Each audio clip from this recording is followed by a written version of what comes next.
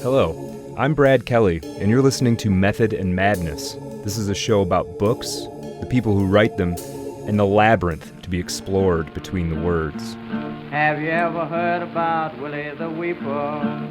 Had a job as a chimney sweeper. He had the dope habit and he had his bad. Listen while I tell you about a dream he had. Butcher's Crossing is the second novel by the American writer John Williams. Set in the early 1870s, it follows young Will Andrews, a Harvard dropout and son of a Unitarian minister, as he seeks one version of the American dream. With scant experience, little guidance, but a few lines from Ralph Waldo Emerson, and few resources beyond about $1,400 and a letter of recommendation to John McDonald, the proprietor of a tannery in the town of Butcher's Crossing.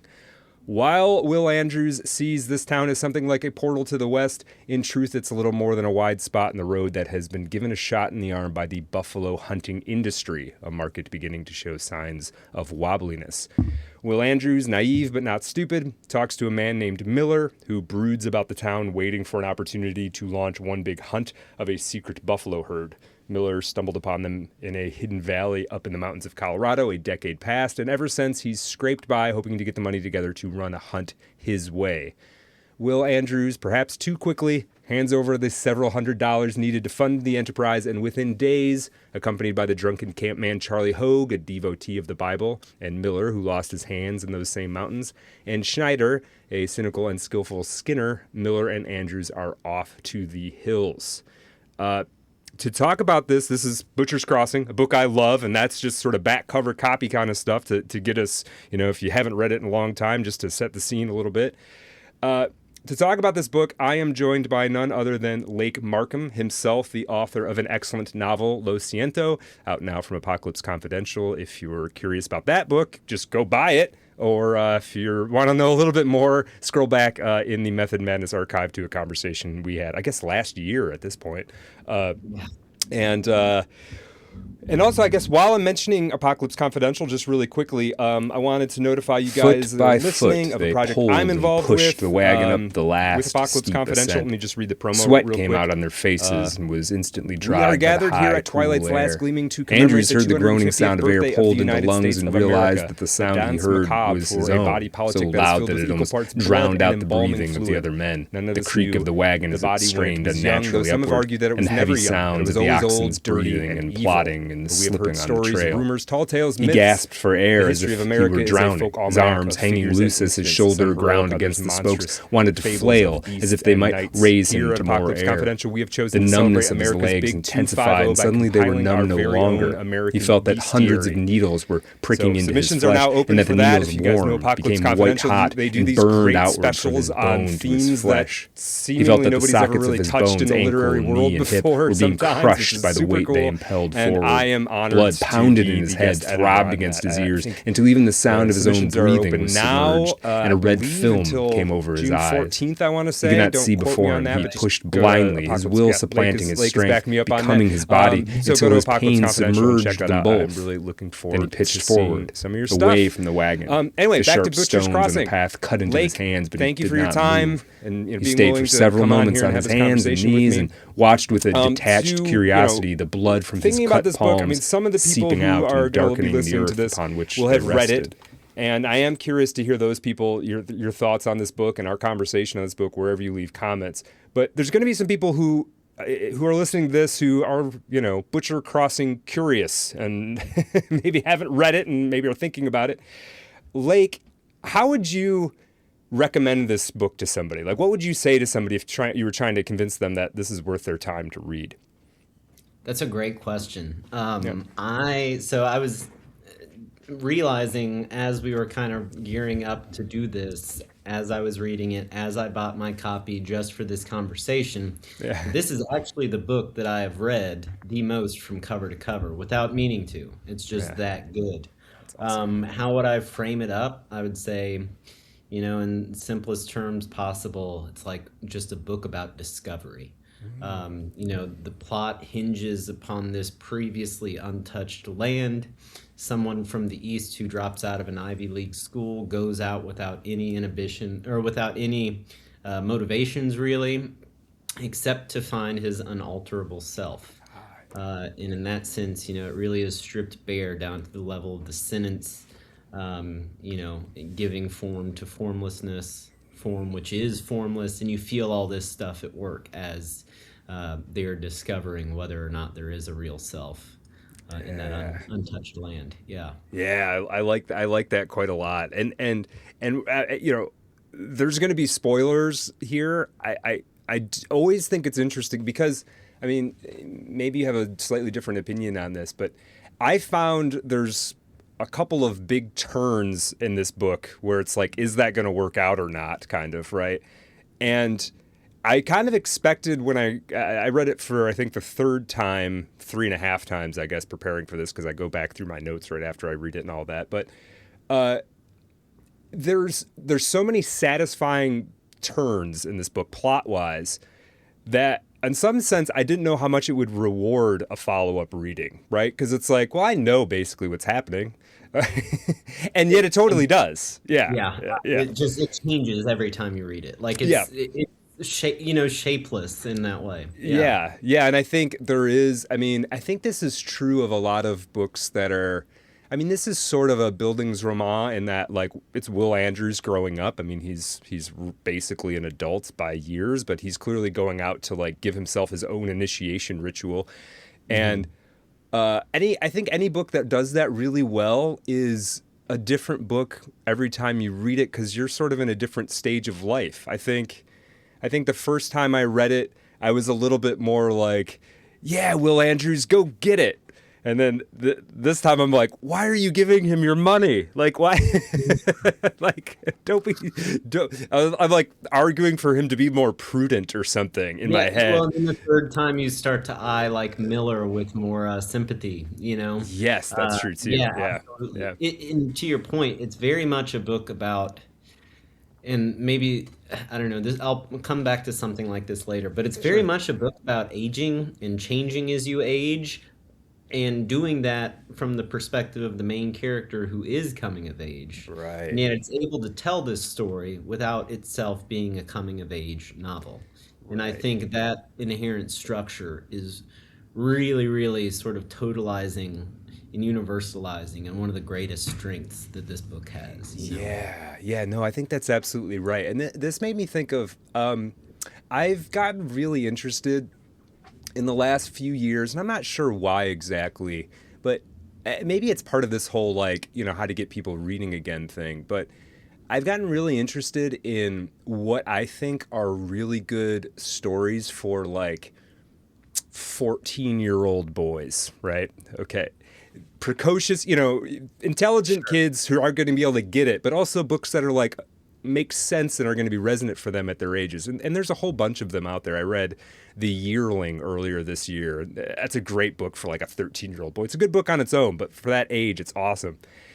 And there's just something about Butcher's Crossing that could work for that, but I think it might be a little too rich, sort of. Yeah, it's like simultaneously too dense, too rich, but also too dry, Right, if you don't have that, like, keen eye for the sentence again, so much, because it can feel like a dusty plain if you don't know how, Yeah, and how intentional that is, basically, right? Trying to really immerse you in that feeling of that. It is kind of an adventure story, but it's not like a swashbuckling adventure story, right? It's not, it takes place over it takes place over a good stretch of time, and I do want to get to something about how John Williams is handling time, but I kind of want to start with this question. Not start, we've already started, but I want to kind of move into this question because it's very interesting to me. I am,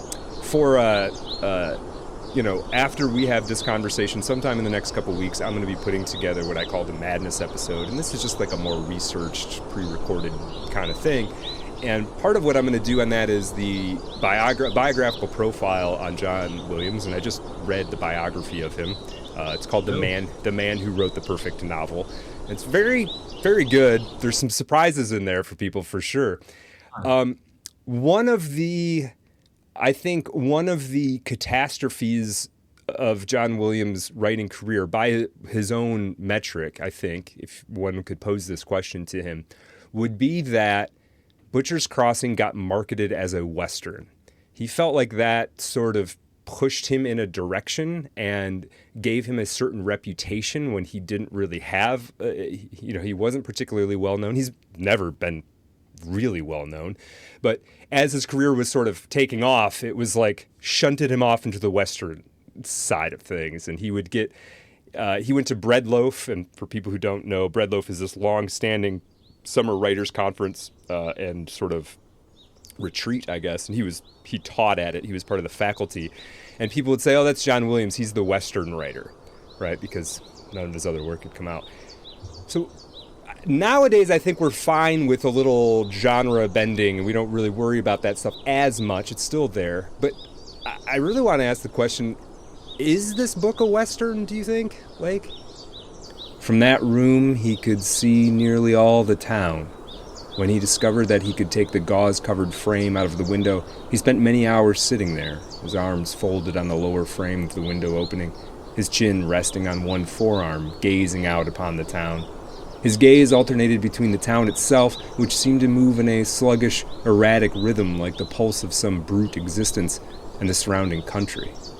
Always, when his gaze lifted from the town, it went westward toward the river and beyond. In the clean, early morning light, the horizon was a crisp line, above which was the blue and cloudless sky. Looking at the horizon, sharply defined and with a quality of absoluteness, he thought of the times when, as a boy, he had stood on the rocky coast of Massachusetts Bay and looked eastward across the gray Atlantic until his mind was choked and dizzied at the immensity he gazed upon.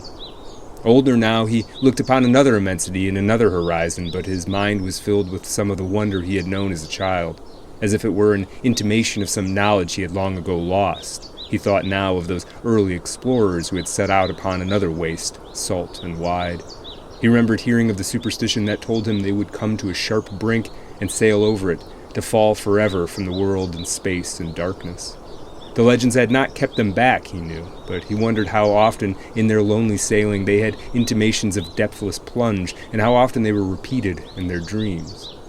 Looking at the horizon, he could see the line waver in the rising heat of the day. By late afternoon, with the rising winds, the line became indistinct, merged with the sky, and to the west was a vague country whose limits and extents were undefined. And as night came upon the land, creeping from the brightness sunk like a coal in the western haze, the little town that held him seemed to contract as the dark expanded. And he had, at moments, when his eye lost a point of reference, a sensation like falling, as the sailors must have had in their dreams, in their deepest fears. But a light would flicker on the street below him, or a match would flare, or a door would open to let the lantern light gleam on a passing boot, and he would again discover himself sitting before an open window in his hotel room, his muscles aching from inactivity and strain. Then he would let himself drop upon his bed and sleep in another darkness that was more familiar and more safe. That's a really interesting. So yeah, you sent that. Yeah. That's really interesting. I've heard about that book, by the way. I've not read it. Yeah, it's pretty good. I didn't realize that this was like a sore point for him that he was marketed as a Western writer. I Yeah. think so. Just some historical context, right? Maybe this can take us a little bit deeper. I Sure. don't know. Yeah. The book came out in 1960.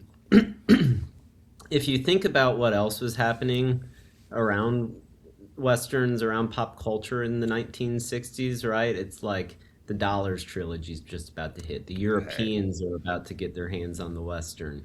Westerns, which until that point had been largely like one-dimensional character, like macho men like John Wayne, right? Right. And so like there is already, I feel like, implicit in the air sort of this second coming or this reflection of the Western, which necessarily augments and changes it. And so, I think in that sense, there had always been in the Western, like this implicit consciousness that it might be a replacement for something, for real freedom, for the open West. And I think the greatest Westerns use that as sort of their subject matter. So you think about like, I don't know, Once Upon a Time in the West, right, where the West is very much disappearing, and that is the central logic or the central theme of the plot, right? Like we got to clear this Western land so the train can come through, and it's not the West anymore.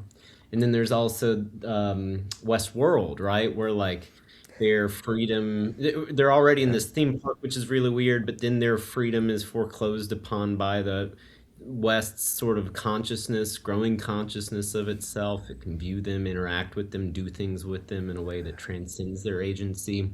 But then I think this may be my favorite parallel, because it's one of my favorite movies of all time, is Butch Cassidy and the Sundance Kid. Hell yeah, yeah. So, there's this scene where they go into the sheriff's lodging or whatever, and he's like, you should have died while you had the chance. Your time's running out. All you can do is die bloody. Your time's over. Well, in this book, toward the end, there's a scene where McDonald tells Miller, those times are over, just like your kind, toward the end, like last 10 pages. Yeah.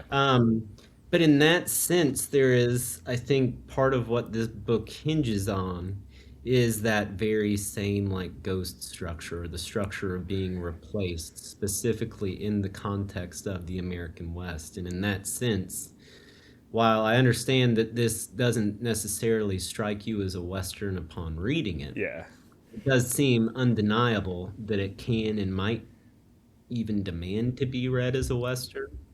Mm-hmm. That's my kind of 2 cents on it. What do you think? Yeah, I think that's very much the case. I think if we tried to define, obviously there have been many attempts to define exactly what the Western is, and I feel like anytime you too carefully constrict what a genre is, it immediately looks for an escape route, right? So, but I think if you were just try to boil it down to some of the tropes that we're all familiar with, like in the Dollars trilogy, where there is this sort of lone-ish competent, like hyper competent figure, and part of their role is like putting order on the chaos that is the frontier to some extent. Mm-hmm. There is, if you too carefully like circumscribe what a Western is, the Butcher's Crossing ends up only being like time and place is kind of the matchup. But as as we become skeptical of that narrative of like the hyper competent man putting order to the West, this becomes like a slightly more accurate picture. It's like here is a little bit maybe more what it was like. It was and we see it. Their hunt, and we will get to more details of the plot, I think, but their hunt is just, they're imposing chaos on order. They're not settling. I mean, I guess you could say they're settling the West, but they're like denaturing the West. They're like scrounging out all the life out of it, which, nothing positive is really, and then it all ends up being for nothing anyway, which is like,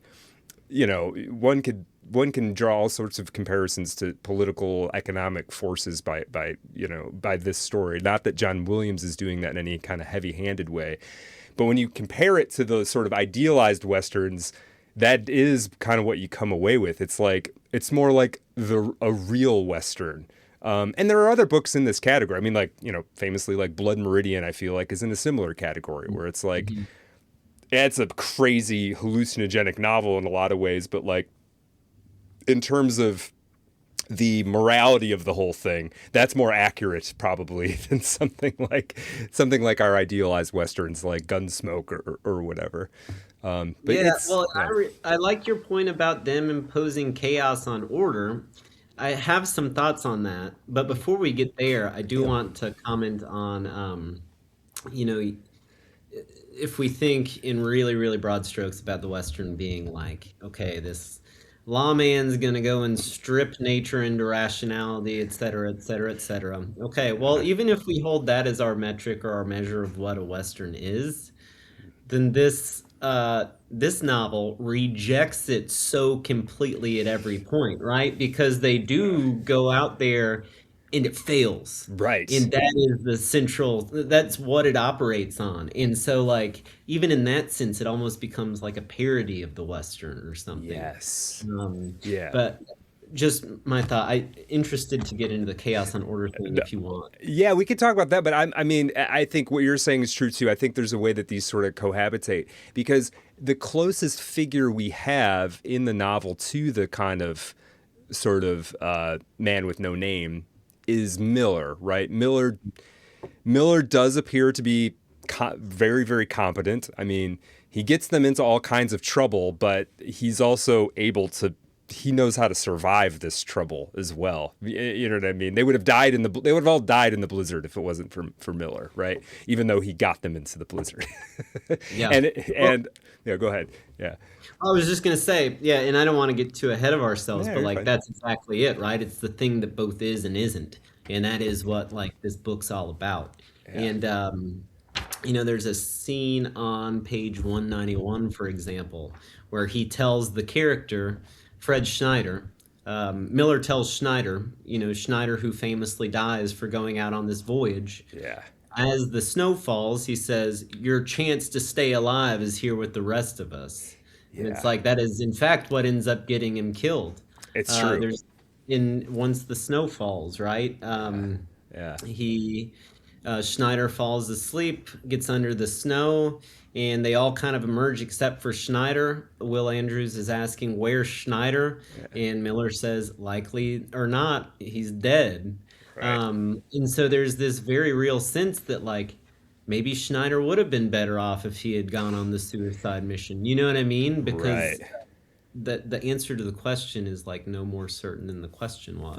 Right. And Miller also, what I found interesting about that whole passage, and Schneider does survive that. I guess just to set it up, I'll just kind of set this up briefly. I'll remind people kind of what happens. So they go on the buffalo hunt, or they march across into Colorado. It's like 2 weeks or more, and they go through all of the typical trials of moving westward. Other than being attacked by the natives, that never happens, which I thought was kind of interesting. Settlers and drifters and things are more scary than Yeah. I suppose. Yeah, I mean, I suppose smallpox has already pretty much done a number. They made that comment where they said, I guess this is at some point after like civilization has progressed westward, and so the natives now are reduced to very like sort of civilized ways of hunting or something within this world. And so he says they're subsisting on fish and stuff. Right. That's right. And so so they move across and find this secret spot that it basically requires you to cross this river and then go up this narrow pass between the mountains. And by this time, as the reader, I remember the first time I kind of assumed that they weren't going to find the bison. They were going to be gone. I didn't know what was going to happen, but they do find this herd, and it's somewhat miraculous because the herds of buffalo they've been greatly reduced. I mean, we're a long way from, when a herd would take all day to pass by if it was on the run. But they end up finding this sort of pocket valley, and there are thousands of buffalo. I think we do even get a specific number, but it's thousands of buffalo in this little valley.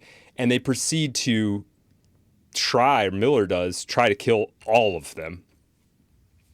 But Miller's greed sort of gets the best of it. It's not even greed exactly. Yeah, I mean, I want to talk about the economics of this later. Okay, sure. yeah. So it's not even, but just to get us up to this point.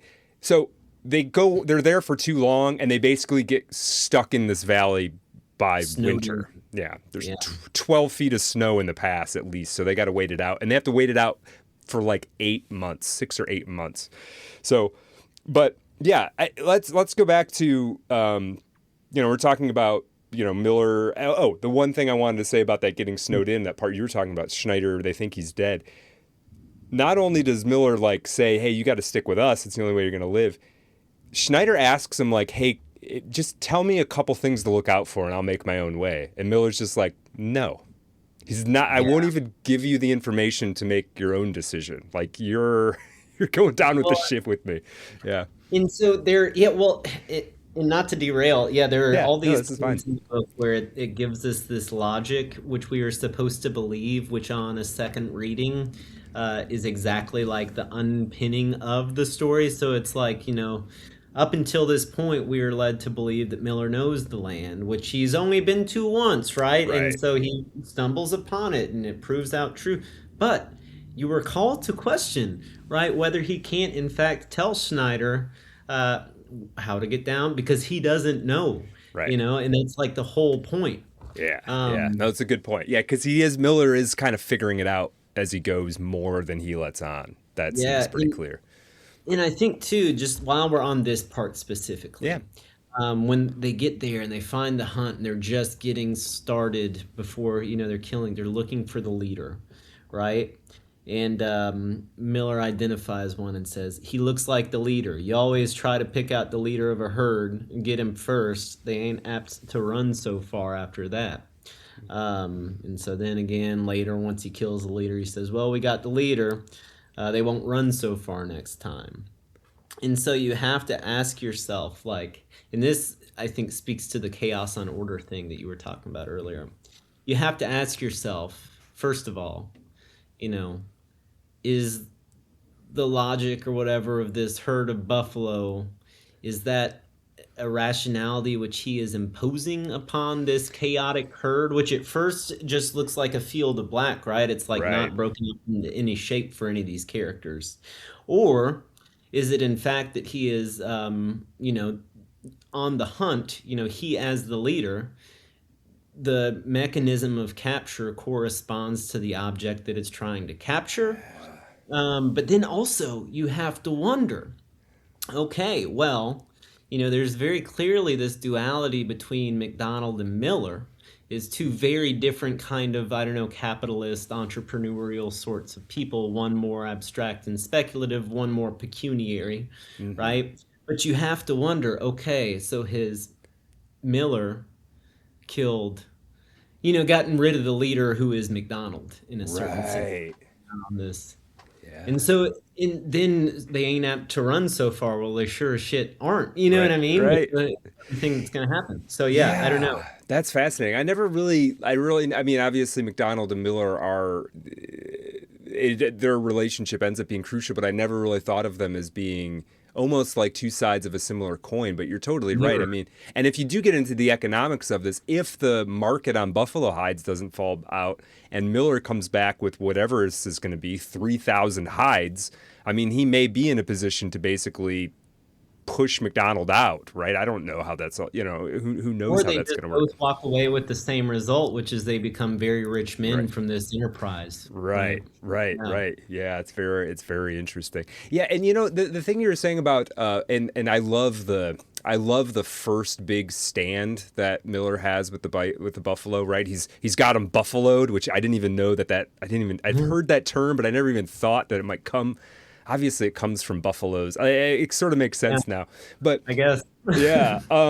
But he also says he says later in the book, I think around the blizzard time, he says something like, I've been hunting these things for years, and you never know what they're thinking, and yet he seems to pretty often at least have a pretty good estimate of what they're going to do and how they're going to react to things. And it does, I think, call into like it does kind of add another sort of detail to what you're saying. It's like maybe he doesn't actually know, and this is just his sort of imposing. Yeah, he's sort of imposing his rationality on it. And ultimately, it's like, these are freaking wild animals. Nobody knows what they're going to do. Yeah, that's totally it too. Well, Yeah. and then it's like, okay, so I don't know how far we want to get into this, but We like could get there's into it. Yeah. yeah, I mean, there are so many places I want to get into, but there's Sure. a scene. Okay, maybe this is helpful to inform this conversation.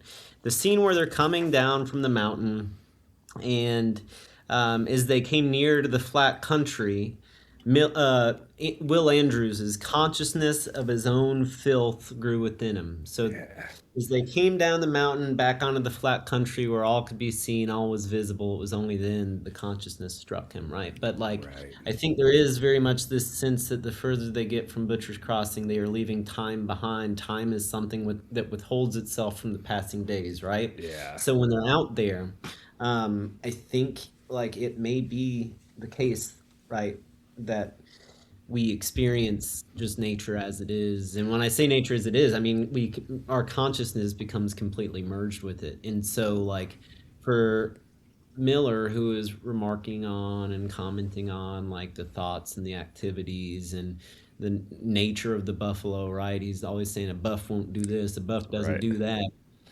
maybe it hasn't become thought for him, and so it's not like a conscious, you know what I mean? It Right. just is it, in the Yeah. same sense that, like, And I don't know. I think, I go ahead. no, I like that a lot. And there's another thread as they're approaching the secret valley that I think adds to this too, because a big sort of the big suspense or tension or whatever on their approach to the valley is not only are the bison actually going to be there, but they almost die of thirst. Like, it gets real serious.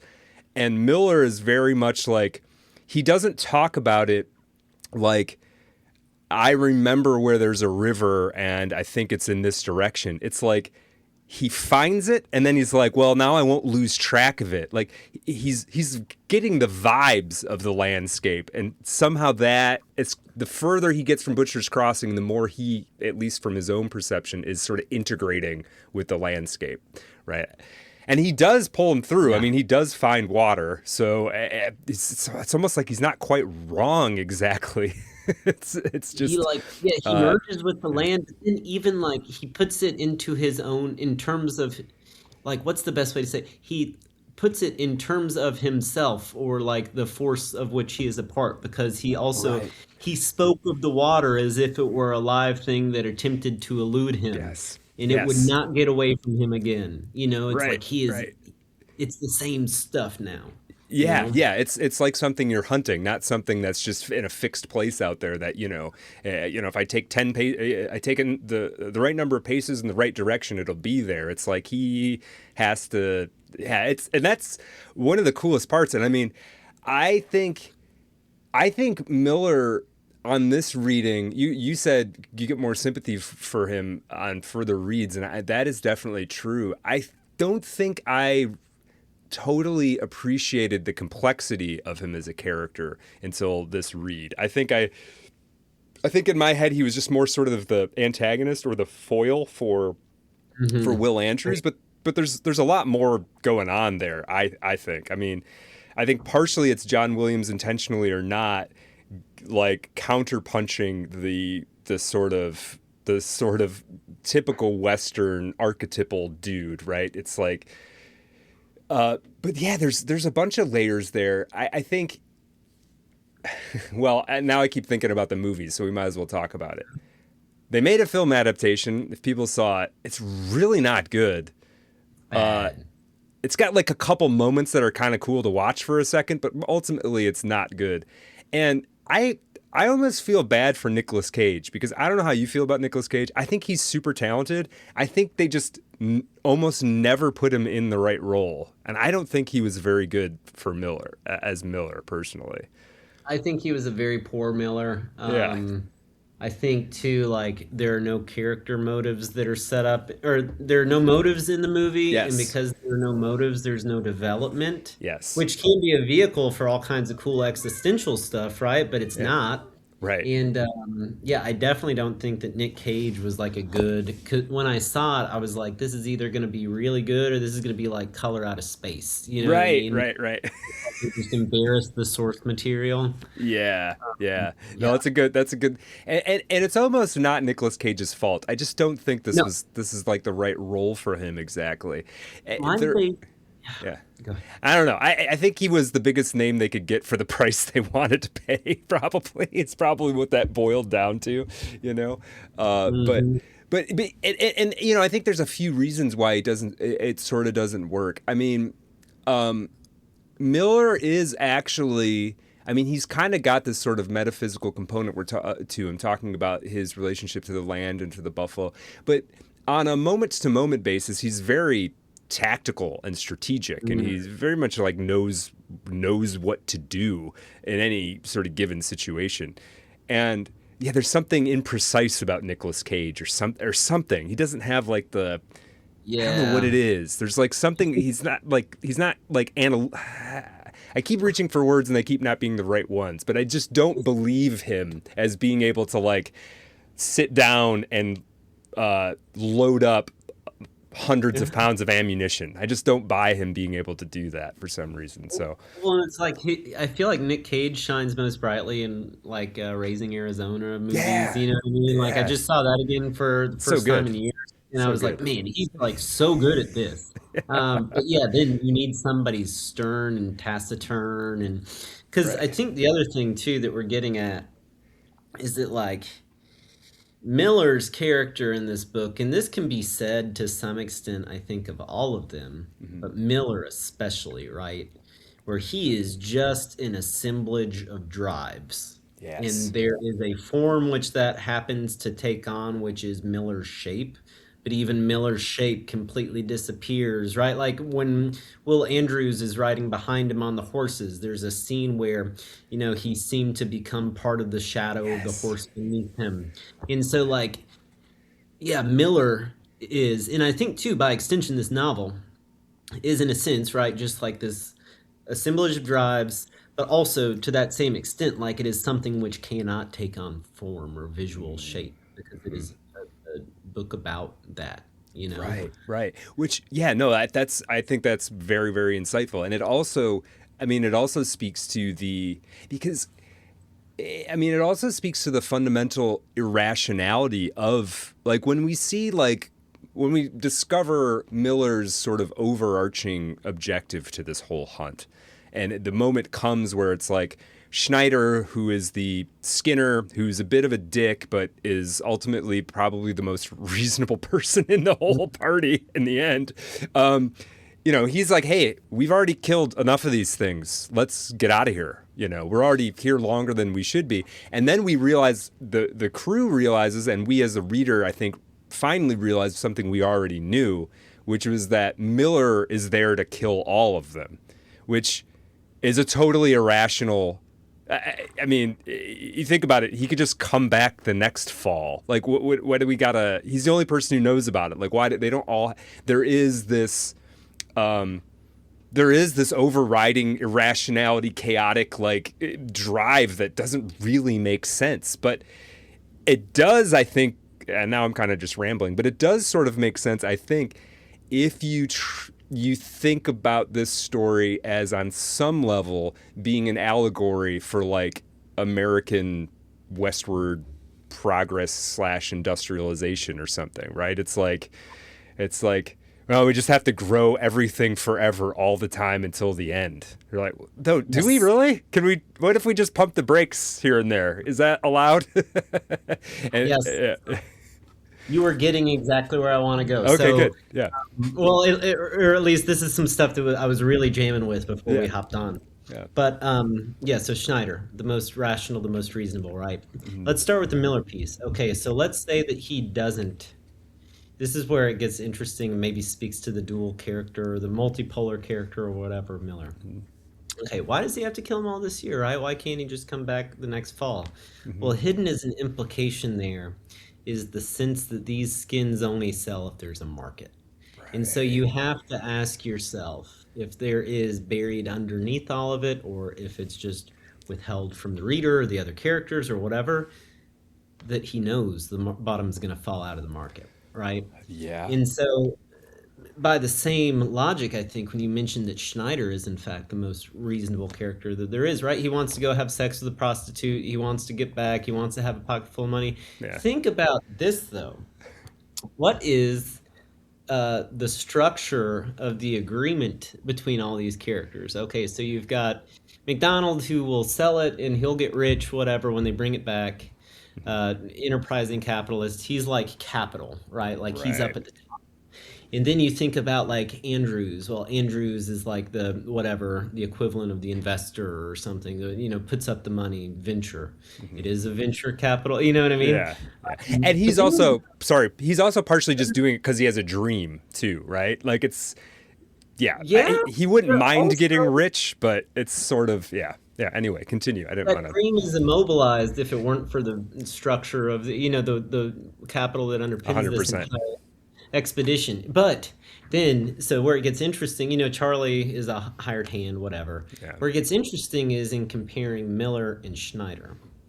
So Miller, speculative, he's going to reap in on whatever is sort of like he's going to get his dividend, right? Yeah. The only person who insists on having his labor time allotted for on sort of a one-to-one, you know what I mean, in terms of the allocation of resources that he puts into it is Schneider. Right. And so in a sense, he asks for his pay during the winter, right? And for Will Andrews, like this is the only thing that marks the passage of time. Yeah. Or that marks time's not passing, rather, is what John Williams says. Yeah. And so unlike all the other, the speculatives, the investors, the capital, capitalists, whatever, he's the only one for whom Schneider is the only one for whom time is actually money, and not in the figurative sense of the capitalist. You know what I mean? And literally, so yeah. he is the thing of the past even before Miller is. Yeah. There's no way that he can survive. Right.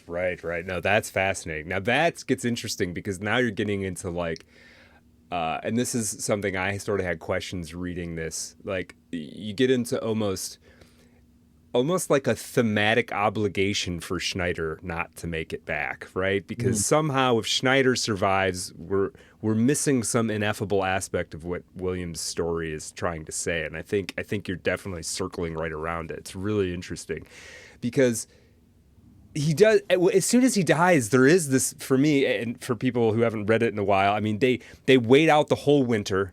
And they, and by the time they're coming towards the end, it's like every day they're like, can we get through the pass? Can we get through the pass? Right. And eventually Miller says it's time to go. And there is this hilarious moment. It's one of the funnier moments to me in the whole book where Schneider, who has been like reasonably upset with Miller all winter long. Like I think Schneider's got a good case to be pretty pissed off at Miller. And, he says, and he says, as soon as it's time to go, Schneider says something like, "You're not such a bad guy, are you? Like, made me wait 8 months in the winter, in the cold, just, eating whatever scraps we can find." But anyway, they get out of the pass. And then, of course, the river, which they should have known. Miller should have known this if he was actually in tune with everything. Maybe he did know it on some level. The river is just raging because it's all the snow melt. I mean, it's peak snow melt or whatever. And they almost get across and sort of, just as it seems like they're going to get across, a piece of timber comes down the river, causes all kinds of chaos. I think it hits the horse, and then the horse lands. The horse's stomach, yeah. Yeah. And then, well, I've got the quote. You want to hear it? Please, yes. Yeah. It speaks to how he plays with time. So we've got this long, drawn-out winter, right? Yeah. And then they're crossing. Here comes this tree branch like a match, or this tree trunk like a matchstick.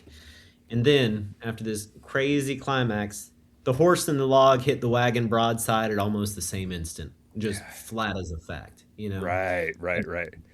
And then Miller's response is, "A whole winter's work.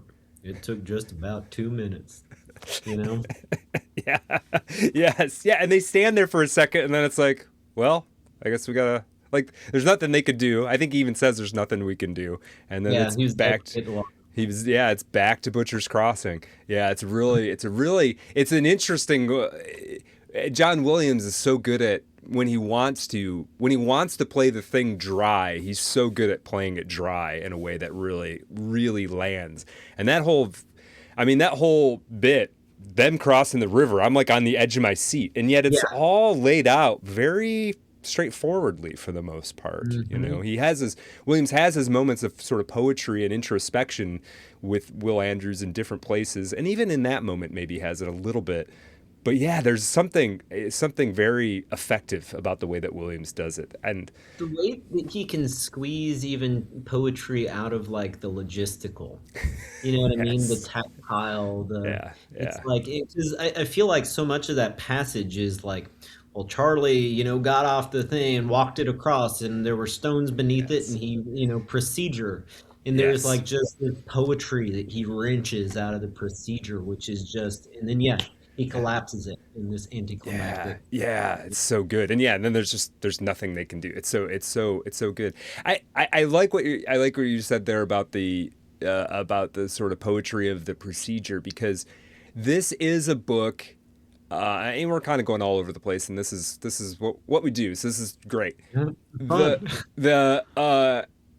There is, and as time goes on, you know, and as I read more books and I reflect more on what I like about different books, I do realize that I have a real fancy for what I call competence porn, which is just watching people who know what they're doing do their thing. So Miller loading the ammunition, even Miller just explaining like, this is how the hunt will go. Like, I need to buy this, and this. I'll go here. I'll be back in this much time. We'll do like, no, that stuff is really somehow rewarding to read. Now it always, I don't think, I think it only ends up being interesting when it's sort of problematized in a way, when it's like, yeah, he knows what to do until the first snowflake falls, and then they're all screwed. Or he knows what to do until, oh shoot, the river's is higher than it was supposed to. Now what do you do? I like to watch it. I like to watch it, and then I like to watch it sort of go off the rails a little bit, I guess. And I just think I think Williams is doing that so well here.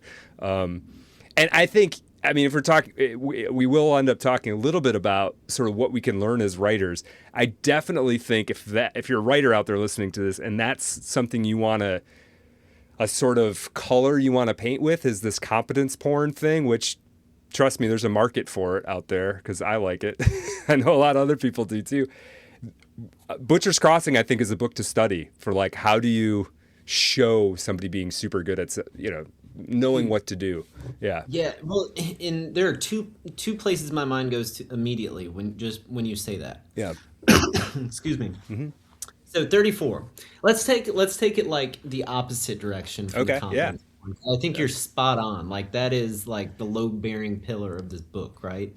Is the competence in that it both is and it isn't. Yeah. But on 34, okay, that's when they're all gathered at the bar in the back room, and, you know, Andrews is just sat down for the first time, and they're kind of talking about this trip, and Andrews is interested. And Miller says, things haven't been right for this big trip that I've been wanting to go on. You know, I've been waiting for somebody to put up the money. And he says, mainly I haven't been able to get together the right kind of party. And Andrews asks him, what kind do you need? He answers, Andrews starts to ask, how many men would it take for a party like this? Miller says, that would depend, Could you get a party up this late in the year? You know, somehow he knows all the right questions to ask, which begs the question, you know, like, how is this competence coming to be? Or like, why does he know exactly the shape that this is supposed to take on, never having before? Yeah, but then also another one that I like, which kind of I think can throw into relief the opposite, is on 146. There's this really great scene after the first buffalo is killed, and Will Andrews is just a mess. Oh, yeah. And, finally, he goes down to the river, right? And he's got to clean himself off. Finally, with bits of fine gravel and soil gathered from the thin banks of the pool, he scrubbed at his blood-stained boots. But the blood and slime from the buffalo had entered into the pores of the leather, and he could not scrub the stain away. Yeah.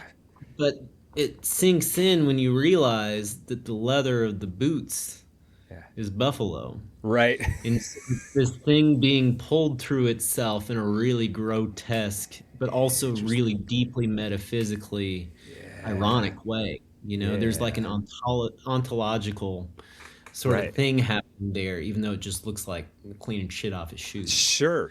Yeah, and that's like almost the subtler, richer version of, I think, when they eat the livers of the buffalo, right? Which is, in my mind, is an interesting moment where it's like, it does feel like this almost ritualistic thing, right? You get a kill and you eat the liver and whatever, but it also turns out that, like, for like very rational medical reasons, you have to, or else you're gonna die out there. Yeah. But that's like the sort of more bold line version of what you're talking about with the boots. I didn't even think about that, but that's really interesting.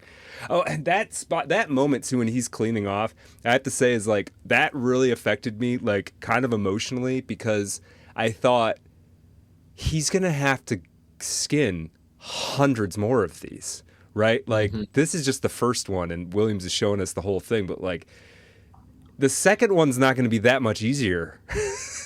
Maybe by the time you get to 100, you start getting a little numb to it. But Andrews is in for a tough haul. But there's a lot more. Yeah. Well, and I think too, it's significant precisely because it happens almost exactly in the middle of the book, and so I think there, right, like there is this strange way in which the logic reverses, and we've seen it in a very material sense, but just a couple of pages after that, when the buffalo is hanging up over the fire and it's just kind of swaying before the end of the chapter, he says, it came to him that he had sickened and turned away because of his shock at seeing the buffalo. No. It was not itself, this buffalo, or it was not that self that he had imagined it to be. That self was murdered, and in that murder he had felt the destruction of something within him, and he had not been able to face it. Oof. So I think that is, in fact, that little stretch between that little bit, right, killing the first buffalo, the way that the matter shifts and changes is, in fact, like the transfiguration of the formlessness or the governing logic of the text or whatever it is. I love that. Something shifts there in the middle. I love that. Dude, you're helping me. I'm getting so much more out of this book. Thank you. It's so much fun. I love this book. It's so good. It's so good. I love that. I want to, and this is going to launch us. I think we can kind of leverage off this as something else I want to talk about. But first, before we get that, this is a little bit of a digression. Have you had any like encounters with buffalo, with American buffalo? No, I haven't. Yeah. Not personally. Man. Have you? I have, and I had one of the wildest experiences of my life with a buffalo. So, with many buffalo. So, and I just thought, what better time to talk about this than talking about Butcher's Crossing? Mm-hmm. So, there's a Badlands National Park in South Dakota, which for people who haven't visited is an insane place. And until you see pictures of it, you can't really understand that exists in America. It's great. It's super dynamic. These almost pyramidal mountains, but they've got colored sedimentary layers. So there's like yellow and purple bands. It's an amazing place. On a cross-country trip years ago, some friends and I discovered that they had a rustic backcountry campground at Badlands, and we stayed there.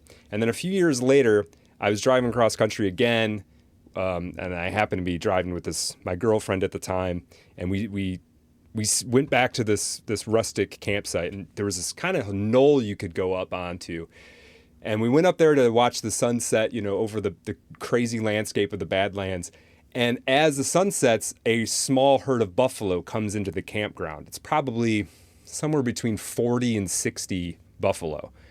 And they're like right by, I'm like looking down, they're like right by our tent and stuff. And so we sit up there for a little while, and then we ultimately decide, let's go hide. Let's see if we can go like get ourselves into the car, because that seems like the safest place. And I'm not going to be one of these stupid Yellowstone tourists who like goes right up next to it. And, I haven't dealt with buffalo, but I know I've dealt with other animals a little bit. So, I'm not going to do anything super stupid. I do have a picture of me like probably 2 or 3 feet from a buffalo, just incidentally trying to get to my car, and but we sat there for probably 2 hours while these buffalo grazed sort of at twilight, and they kind of left as the sun finally went down. And they were like, if I would have rolled down my window, I could have just reached out and touched their horns. And it was really cool just like watching them that close up just do their thing. It's really amazing. And it did get me thinking, like, they're so big. Like, they're such big animals. I've been around cows. They're bigger than cows. They're more imposing. Sure. They're more intense looking than a cow. Like a cow, you look at a cow and you don't really think too much of it in terms of, its majesty and its size and what it can do and all of that. But these things, you could tell there's power to them. And then thinking about the fact that there were millions upon millions of them is kind of startling. Like, it really was a different country when they were, they're still around, but there's just not that many. You have to like intentionally go see them. Yeah, it used to be when they were first putting the railroad across, they would apparently stop the trains so people could just get out and shoot herds of buffalo and then get back on the train and leave. You see what you're doing right now? What's that? Sound just like a character in Butcher's Crossing where you got to go find them. They used to be, you just see them. Right. Yeah, time I don't remember at all. Yeah, that's so funny. It's so true. But they do bring up this weird, this is what's kind of cool about you couldn't do this. You couldn't write the same book and put another animal in there. It wouldn't make sense. But part of what is kind of cool about this is it does... The buffalo is this really rich symbol / metaphor for all kinds of historical and sociological American trends, right? We all know that we almost wipe them out, right? And I don't know if people know sort of why we were killing them for the most part. Some of it was to kill them, to eat them. Some of it was this hide market. We were also, I wasn't there, but Americans, European descended Americans at that time, were also just killing them because they knew that the native tribes ate them.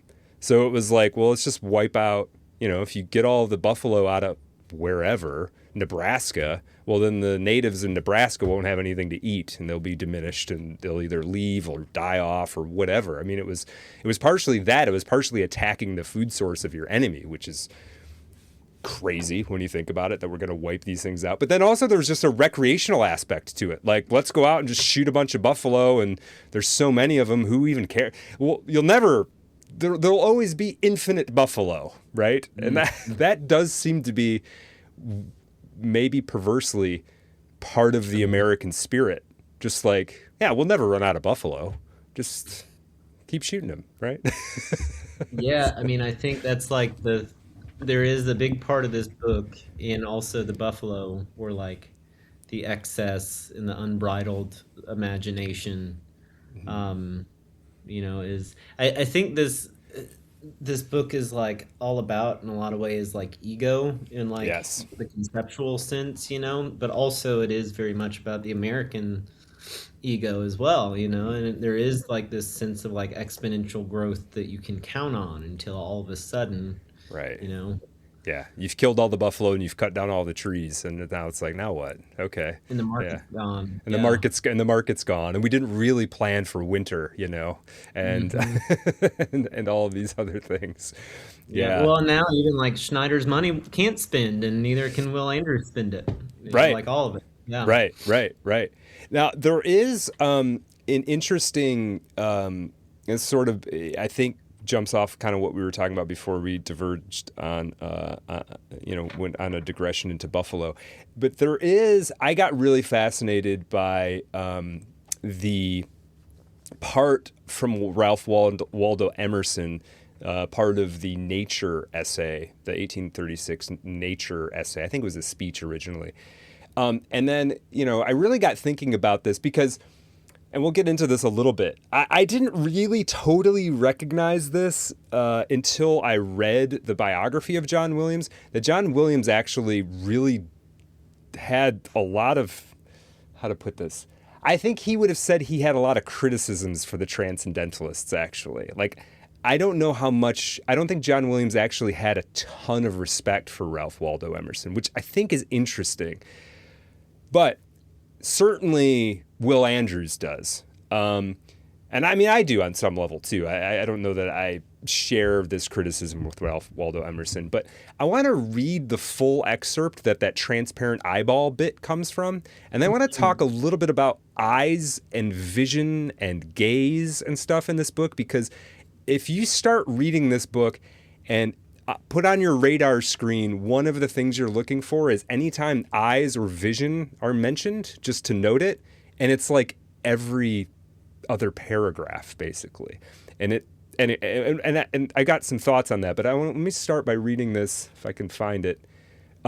This bit from the full paragraph in which the transparent eyeball thing shows up. And this is something that, you can think of as Will Andrews is kind of having in his vest pocket as he marches out west, as part of this thing he's pursuing. Quote, "In the woods, too, a man casts off his years as the snake his sloth, and at what period soever of life is always a child. In the woods is perpetual youth. Within these plantations of God, a decorum and sanctity reign. A perennial festival is dressed, and the guest sees not how he should tire of them in 1,000 years. In the woods we return to reason and faith. There I feel that nothing can befall me in life, no disgrace, no calamity, leaving me my eyes, which nature cannot repair. Standing on the bare ground, my head bathed by the blithe air and uplifted into infinite space, all mean egotism vanishes. I become a transparent eyeball. I am nothing. I see all. The currents of the universal being circulate through me. I am part or particle of God. The name of the nearest friend sounds then foreign and accidental. To be brothers, to be acquaintances, master or servant, is then a trifle and a disturbance. I am the lover of uncontained and immortal beauty. In the wilderness, I find something more dear and connate than in streets or villages. In the tranquil landscape, and especially in the distant line of the horizon, man beholds somewhat as beautiful as his own nature." So there's something in this that Will Andrews believes he's going to capture or embody or live out or something by going west. I think it's fair to ask if he found it or not. And maybe this is a place I'm curious what your thoughts are. Does Will Andrews get what he's looking for, do you think? That's a good question. Yeah. So, well, it's interesting. I'm glad you read that Emerson, because I have been, I think, probably through exposure, also kind of brought up to be skeptical of him. And when you read that, it makes me think that is what, if you were to fast forward to today, that would be like an influencer's caption on some private getaway that they took a picture of, Yeah. But I think the same logic holds true for Andrews, right? Where he is this aesthete who goes out for the story. Mm-hmm. In terms of, does he get what he wants? I think that, man, I did dig up a couple of notes for this specifically. Okay, cool. I think It wasn't a question I knew I wanted to ask until just now. So yeah. Well, I was just my mind is going there because I want to get, just like we touched on the economic stuff, I definitely want to touch on the vision stuff. Yes, yeah. I kind of want to go a layer beneath both after that. Okay, cool. So I think this, did he get what he wants, is very in line with that. So, there's this scene where toward the end, he's reflecting in a dream or whatever on everything that's happened. It's one of the last pages of the book. And, it was not that, let me just go to the page actually, 259. And he says,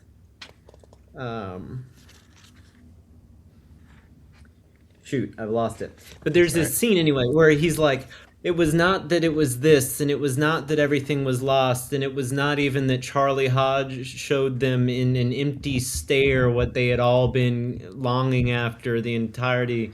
And then he starts questioning, was it in everyone? Was it, And so, there is this very real sense, I think, that what he was after was actually nothing. And not in the sense that he wasn't after anything, but he was after nothing, and annihilation, in the same way that Miller was, in the same way that Schneider ultimately ended up being. And so in that sense, I do think that, he is stripped from, there's this moment when his consciousness becomes conscious of its non-objectivity, I Yeah, think. yeah. This is what makes it maybe not a 14-year-old boy's book, is this Yeah, stuff right here. But yeah. yes, go on. Yeah. 256. Okay. Beyond the four walls that surrounded him, he could imagine only a nothingness, which was a brightness and a noise that pressed threateningly against him.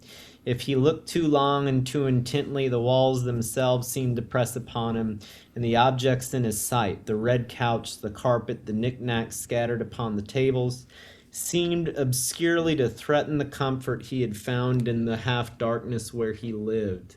As if from a distance, sightlessly, he observed himself and his sensations as he fulfilled his needs upon a body to which meaninglessly he attached a name.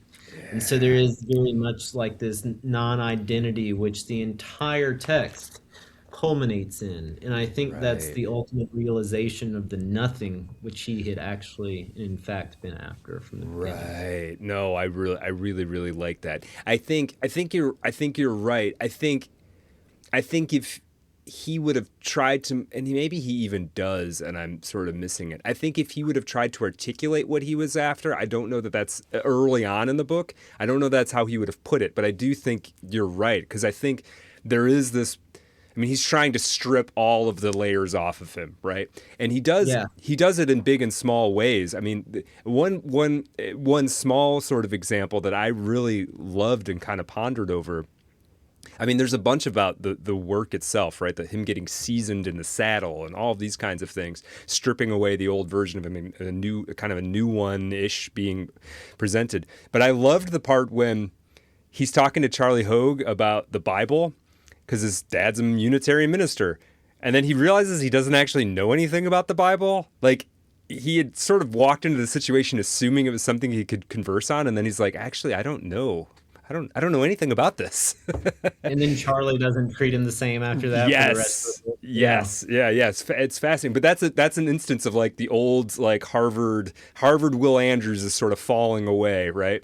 It's really interesting. And then we also get later at the end. I mean, we get the scene where he sees himself in the mirror for the first time in whatever it is, 8 months or whatever, in that creepy ass hotel room. And Yeah. he's ragged, and he's I guess you could say he's a man now or something like that, but he's definitely not the Will Andrews who, on the vision thing. I mean, thinking about this book in the metaphorical potency of vision and the way it plays into everything you're talking about, it's really interesting if you revisit the first opening movements of the book, where we're positioned with Will Andrews in this carriage.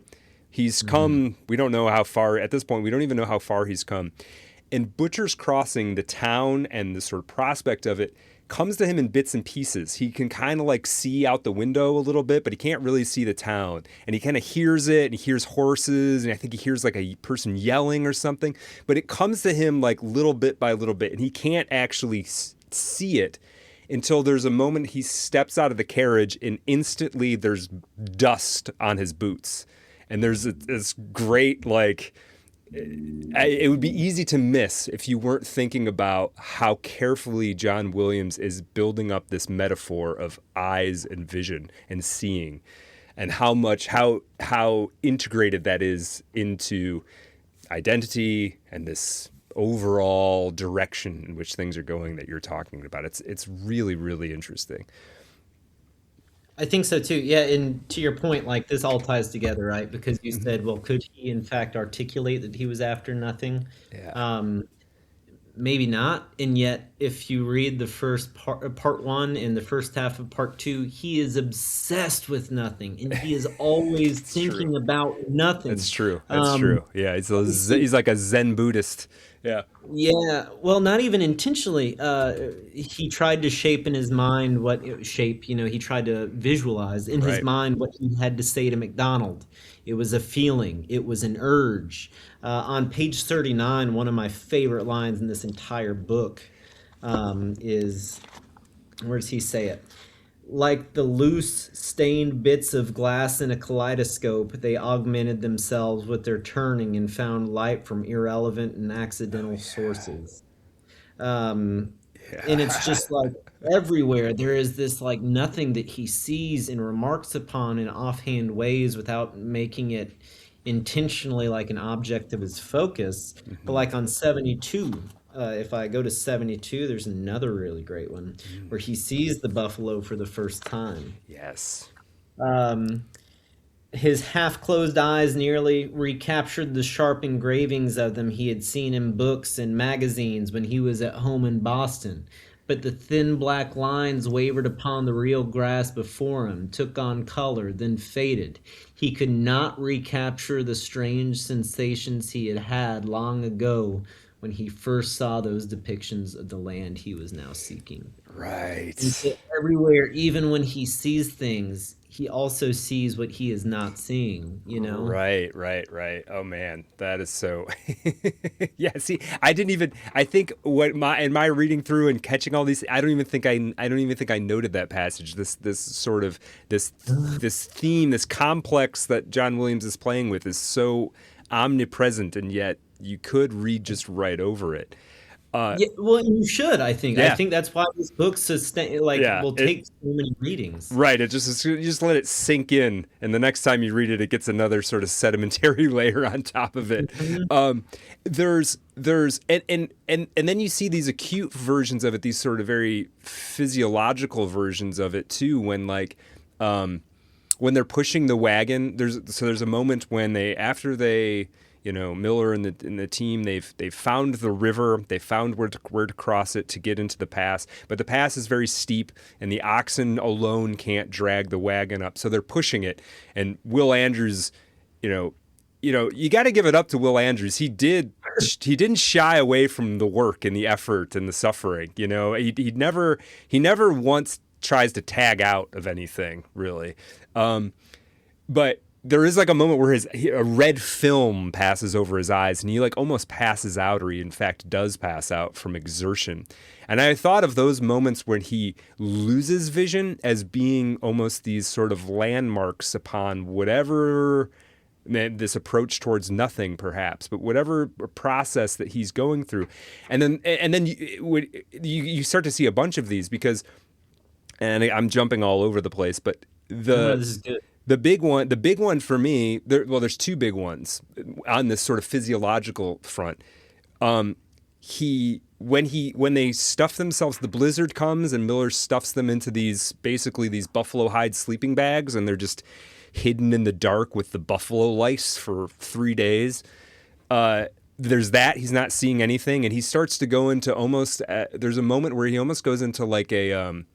What do they call that? A prisoner's vacation or whatever, where you just like, there's this technique that apparently prisoners developed, which you can do yourself, which is it's basically like imposing sensory deprivation on yourself, and you let the mind wander, right? He sort of has one of these. And then while they're snowbound, he gets so bored at one point that Will Andrews does, that he walks out of camp and he goes snowblind and struggles to find his way back to camp, and then it takes him like 3 days to heal up. And seeing is actually painful to him. He's taking scoops of snow and rubbing them on his eyes to just try and ease the pain for a little while, right? And then they have to make those little sunglasses out of the strips of buffalo hide. That's right. And so and each one of these marks is, I think, Will Andrews getting closer to being Will Andrews, the Will Andrews he's going to be, which is really interesting.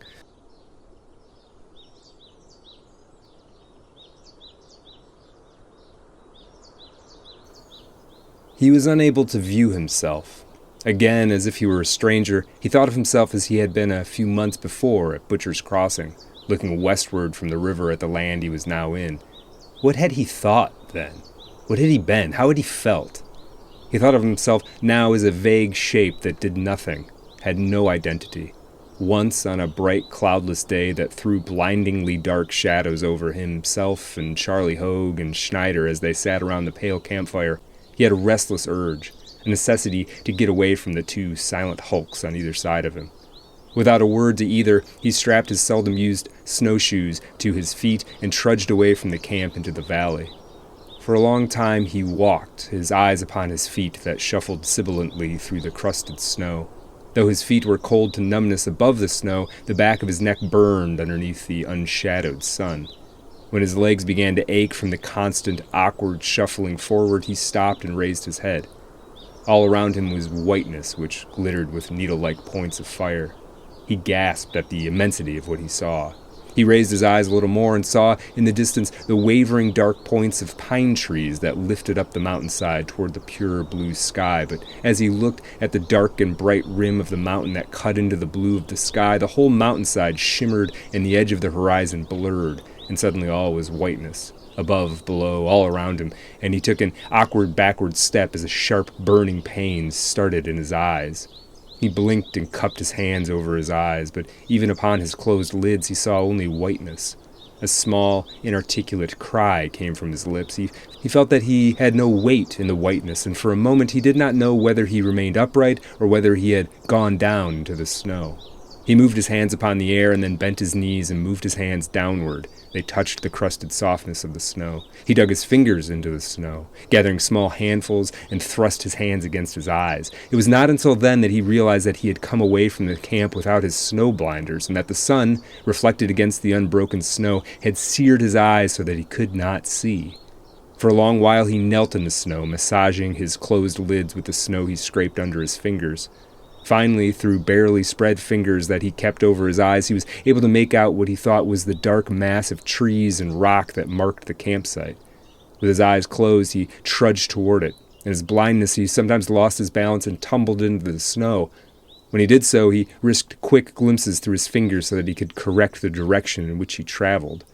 When he finally arrived at the camp, his eyes were so burned that he could see nothing, not even in brief glimpses. Schneider came out to meet him and guided him into the shelter, where he lay in darkness for the better part of 3 days while his eyes healed. Thereafter, he did not look upon the snow again without his rawhide blinders to protect him, and he did not go again into the great white valley. Yeah. I did not cut that. I do think, though, similarly, like on 160, for example, it seemed to, Will Andrews again. Actually, I'm going to zoom out and read a little further up because it's so visual. He had been here in the High Valley for all of that part of his life that mattered. And there's a visual quality of that, too. Yeah. And when he looked out upon it, its flatness and its yellow-greenness, its high walls of mountain wooded with the deep green of pine in which ran the flaming red gold of turning aspen, its jutting rock and hillock, all roofed with the intense blue of the airless sky, it seemed to him that the contours of the place flowed beneath his eyes, that his very gaze shaped what he saw, and in turn gave his own existence form and place. He cannot think of himself outside of where he was.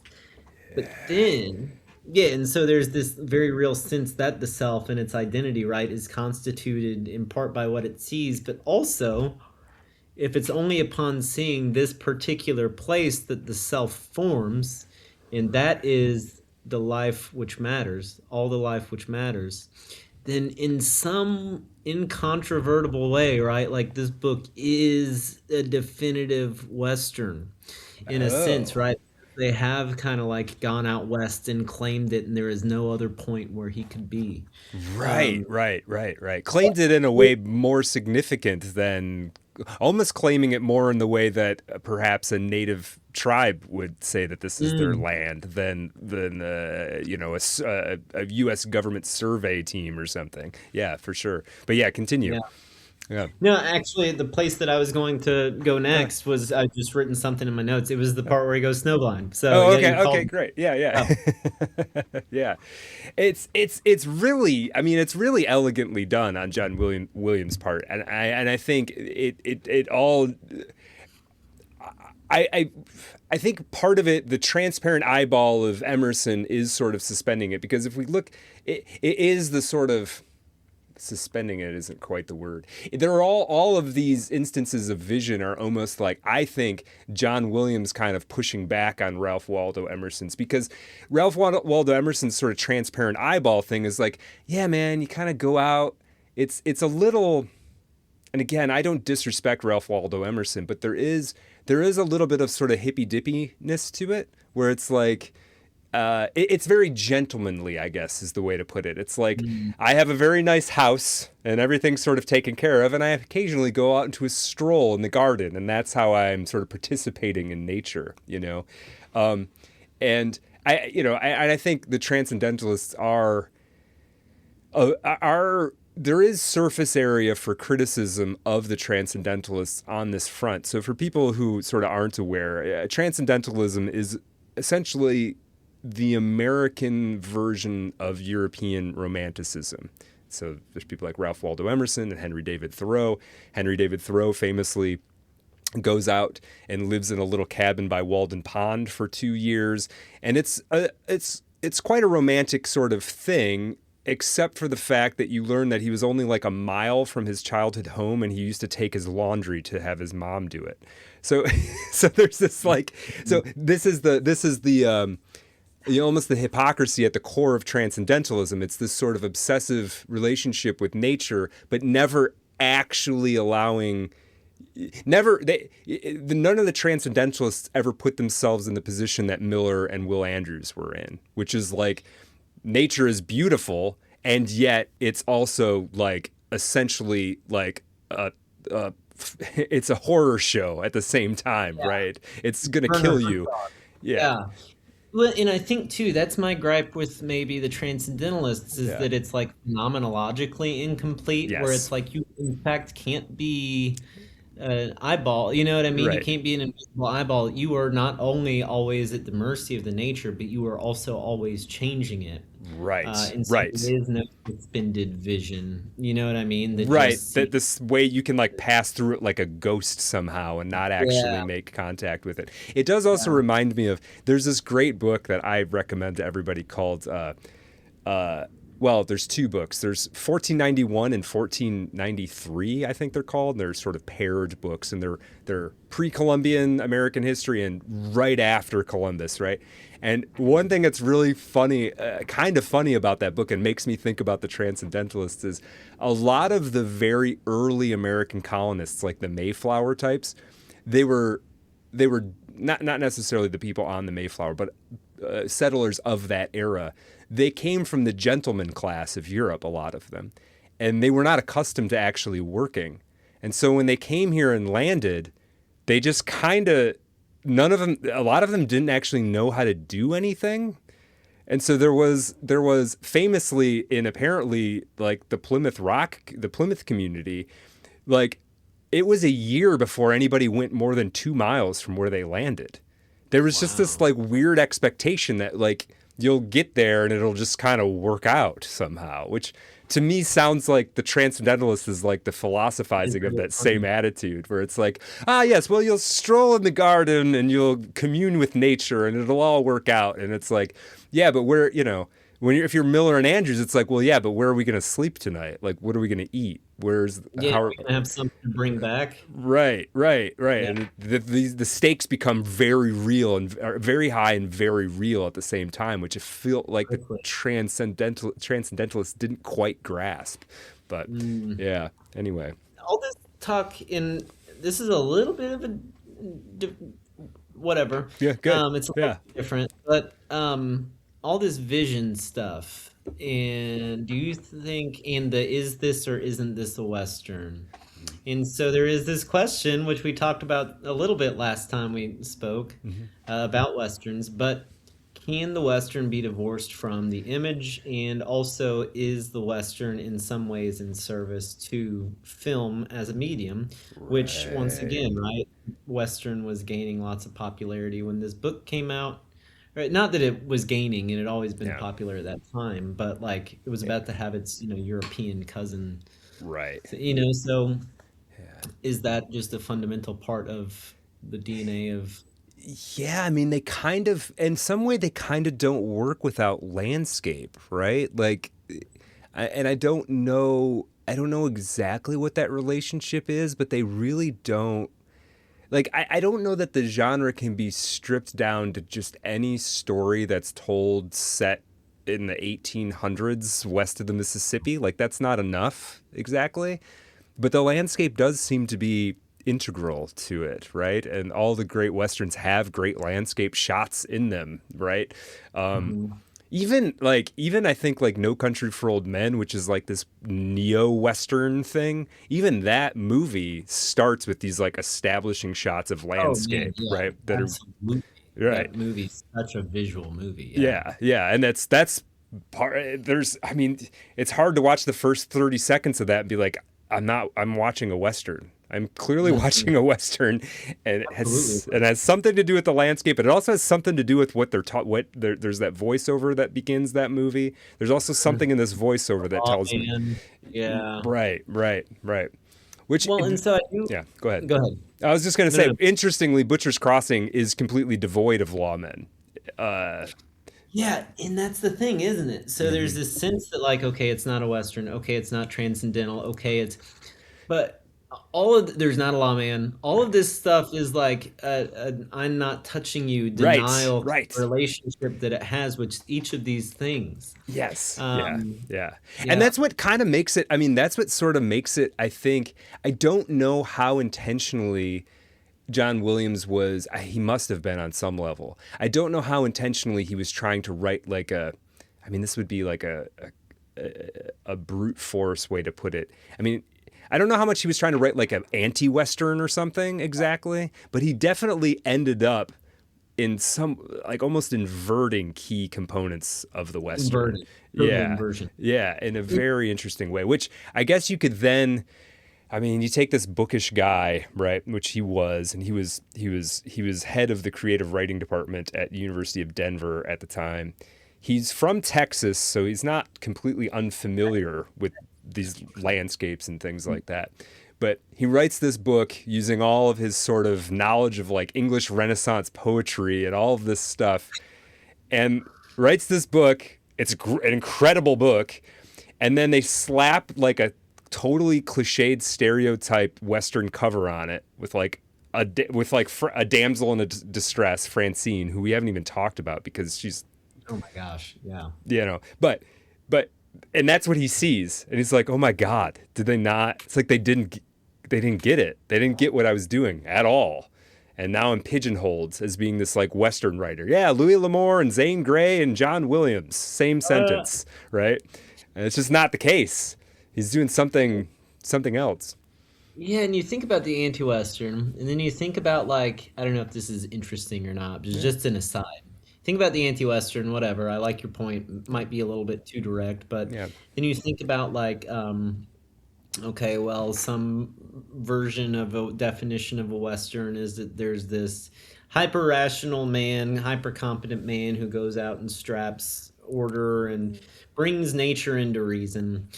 But then you think about like this book where there are all these drives which correspond to this like structural sort of like cohesion in the form of what looks like an anti-Western or other than a Western. Mm-hmm.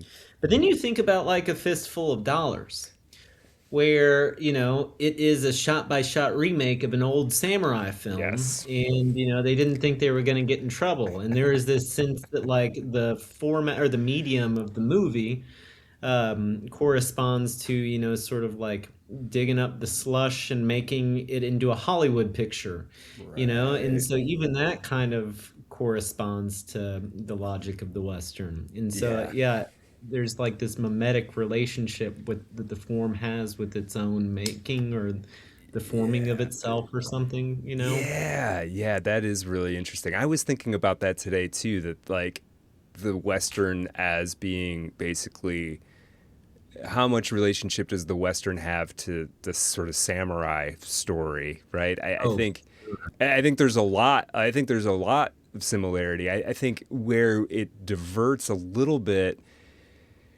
is, I suppose, the underlying notion of frontier, right? Like I realize that the samurai movies, they often have like an urban rural sort of divide, but the notion in the Western, I think, that maybe sets it somewhat apart is that like you almost like Yeah, there's this like it's undiscovered in parts, right? Like you could actually go in, you could like in Butcher's Crossing, you could go and be in a valley that no other human has ever been in before, maybe, right? Like Yeah.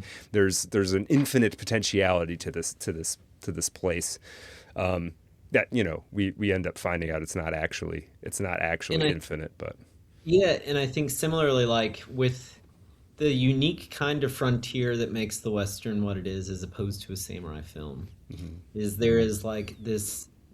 Well, this might be in the samurai film too, but like this total integration with technology, which makes traversing, for example, large swaths of land like possible and feasible in the west of the United States, where it wouldn't have been before, where it wouldn't have been necessary, and therefore it wouldn't have happened. But right. I think there's this like really, really almost futurist kind of gene in the Western, Yes. wherein it's not beholden to tradition. In fact, it's the opposite of that. And so we might think of the Western as the upholding of the law, but it is the imputing of something onto something of a completely different structure, which is itself much more traditional. And so it makes me Right. think of like, are you familiar with Henry Adams by any chance? Not really, no. He has this wonderful essay called The Dynamo and the Virgin, and he Okay. goes to a World's Fair, I believe, and he sees for the first time like the greatest scientific oddities in the 1890s, I believe, or late 1880s that the world's finest minds has to offer. Right. And there's this dynamo, which is like one of the first like sources of mechanical energy or whatever. I don't know the specifics, Right. but he just sees this untethered sort of like mechanical apparatus generating power from seemingly nothing and to Right. no end. And it just sort of exists to keep itself in motion. And he thinks, oh my goodness, like this new American strain of like whatever sort of metaphysical force this is so far divorced from the old world wherein, God had his existence in a certain sense in being flesh, and there was the virgin, and so I think that dynamic is very much alive in the Western. And I don't know if Yeah. it's in the same way in the samurai film. I honestly haven't seen enough I haven't samurai seen films. I haven't seen very many samurai films either, to be honest. I mean, I've seen a few. I mean, I don't even know if the Kurosawa films I've seen really count as samurai. Most of them count as samurai films. It might be a little closed-minded for me to just to assume I'm Yeah, watching a same. Japanese movie that it's technically a That same samurai Ryan. film. Yeah, Yeah, yeah. yeah. So Yeah. I haven't seen. I probably haven't seen. And I'm not as deep on Western films as a lot of people are out there. I've seen most of the big name I've seen the ones. big ones. Yeah, Yeah. I think about the Western a lot, but yeah. I'm not. Yeah. It's an interesting, but the thing that I find is, and I think this is true of a lot of genre, and this is kind of a question I've been thinking about different ways to ask writers. Um, you know, I think when we think about the Western as a genre or any genre, we end up with a sort of a very simplistic, like, definition of it, obviously, and almost an image of what they are in our head. And we're like, the Western does this and the Western does that. And then when you look at any one example, it's always like, yeah, well, this one actually doesn't do, 75% of that list, but it's also like a classic Western or classic science fiction. So the genre definitions, I think, they're sort of useful, but to me are almost more interesting as like interrogations every time. Like, Yeah. how does it fit? How does it not fit? What does it mean that it doesn't fit? Like that sort of thing. But I do want to ask you, since I have you and I have the guy who's written a great book that has Western aspects to it, if it's not actually a Western. What? So I write in I write in a sort of register that includes sort of genre elements or whatever, and I've been really thinking about this sort of like literary versus genre thing a lot. I've realized that I kind of hate the word literary in a sense, because it's when you call your own stuff literary, I feel like what you're trying to say, it's, hey, it's good. It's also good. Like, you know what I mean? Like, I think that's what you're trying to say, which is fair in the self-promotional era we're in. You just say it's good. But I guess if I try to get to the point of this question, I'm ham-fistedly trying to set up. Is the distinction between sort of literary and genre significant, or just maybe genre and non-genre significant to you? Do you think it's matters less now than it used to? Like, what do you make of these two things? Are they two streams that shouldn't cross, or is it good that they cross?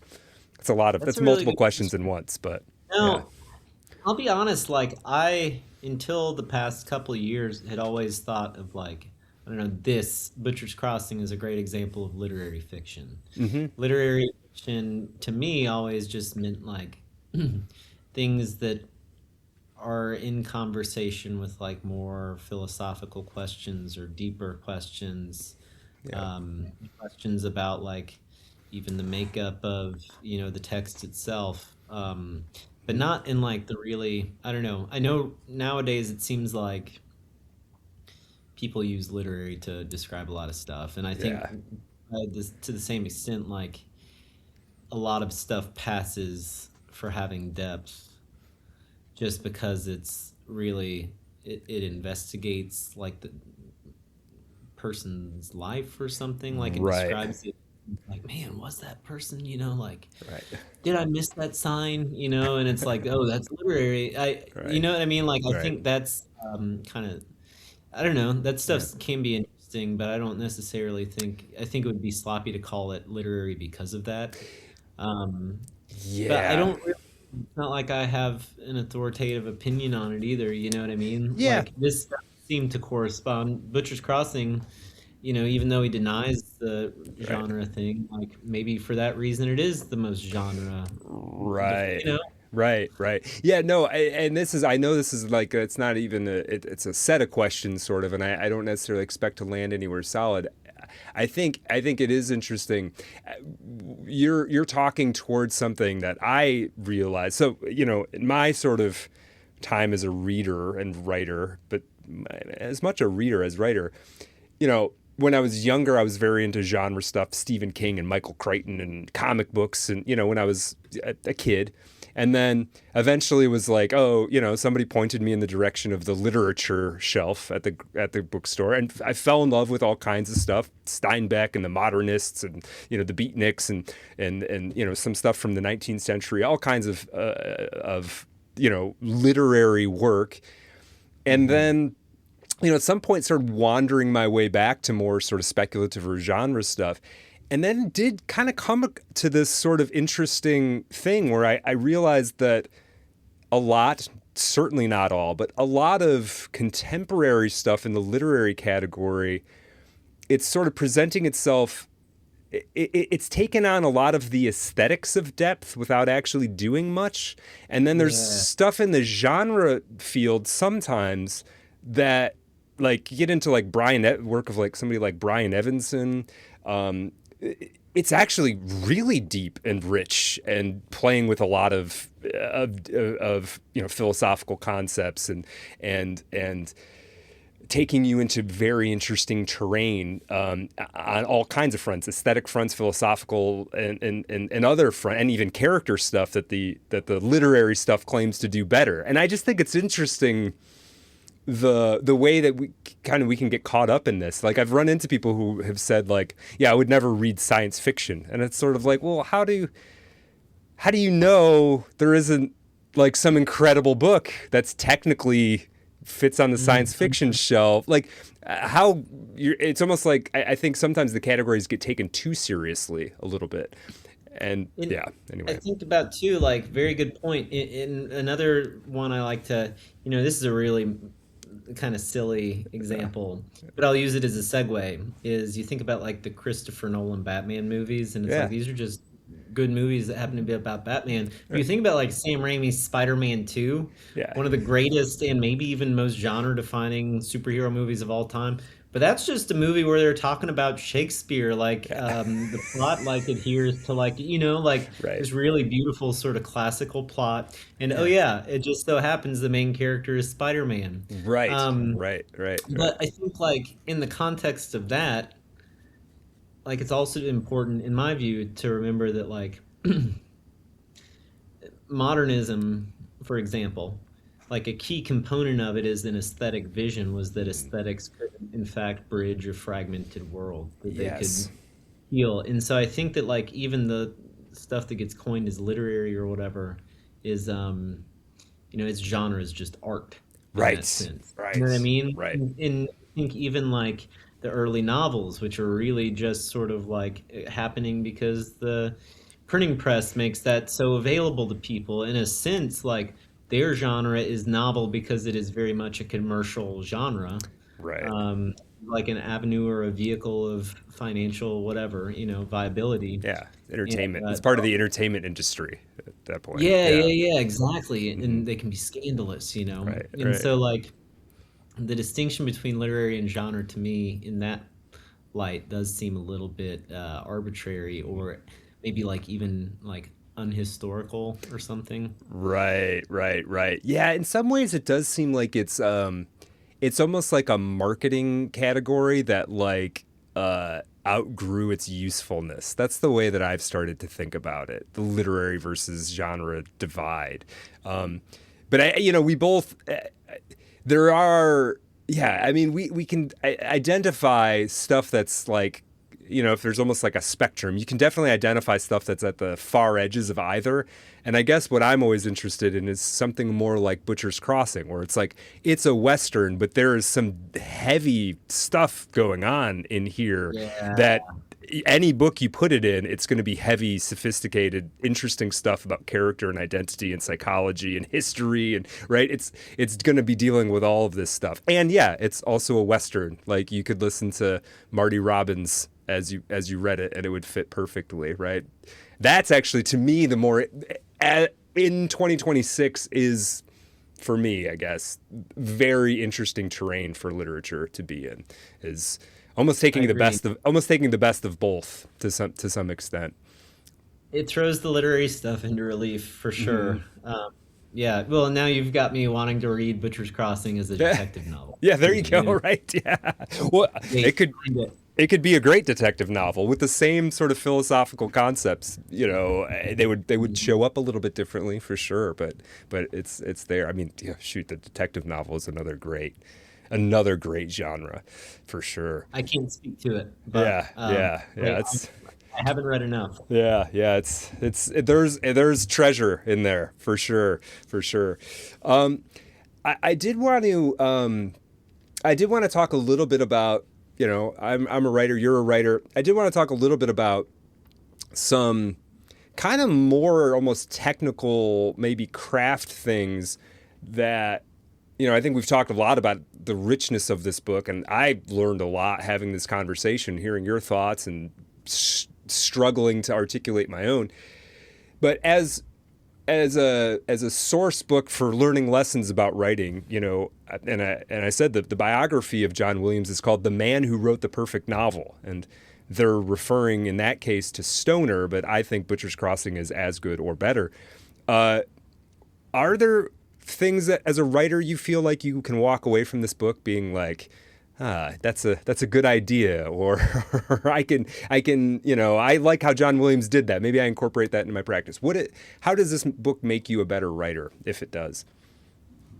That's a really great question, because I actually thought to myself while reviewing before the call, I Yeah. was like, man, obviously, like one of, if not my favorite book. Um, this book probably made me enjoy like heavy semicolon usage in a way that I wouldn't enjoy anywhere else. You know Yeah, what I mean? yeah, yeah. I but I was like, would I want to write a book like this? You know what I mean? Mhm. And I think the answer is probably no. I think there's probably not a lot of appetite for this kind of writing anymore, first of Yeah, all, that's true. unless you're reading John Williams. You know what I mean? Right. But also, it's like his style, and I know that it's something people talk about a lot, but you can tell that he takes his time with every sentence and gets as much out of every sentence as is possible. Yeah. And I think like that's really useful for John Williams, and I think that's a really good technique that is probably worth like spending some time with.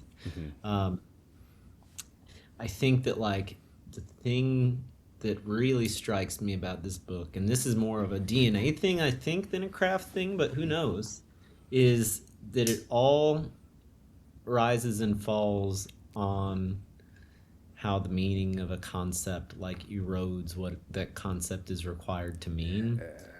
And so it's like, to express something like that, maybe you really do have to spend that much time on every single sentence. And if you were spending that much time on every single sentence to express an idea like a self-negating concept, then maybe that is the kind of book that you actually want to be writing. You know what I mean? Right. Yeah. No, that's a really good point. I mean, yeah, that's interesting. I mean, I think there is some truth. Well, here is, I think, this sort of ties into like the literary versus genre thing a little bit.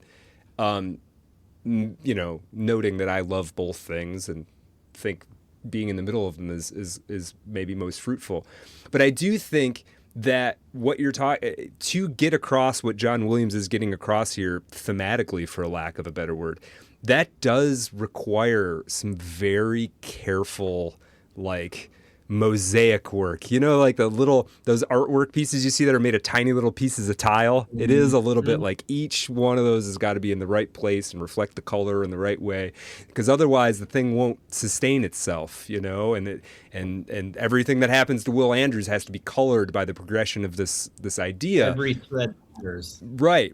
While also having this surface level plot that works, right? Where if I wrote a one-page summary of this story, you might be like, that's a pretty good story, without getting into any of that stuff, right? Like it operates really well on that level too, which I love. I mean, talk about like A story and B story. I think Butcher's Crossing is doing both of those really. He's playing at a high level in both of those, which I think is really worth thinking about as a writer. Like, it's sort of a, I think if, you talk about this on Twitter, you'd find 30% of people would think story A, story B stuff is kind of old hat BS, but I think the best stories have it.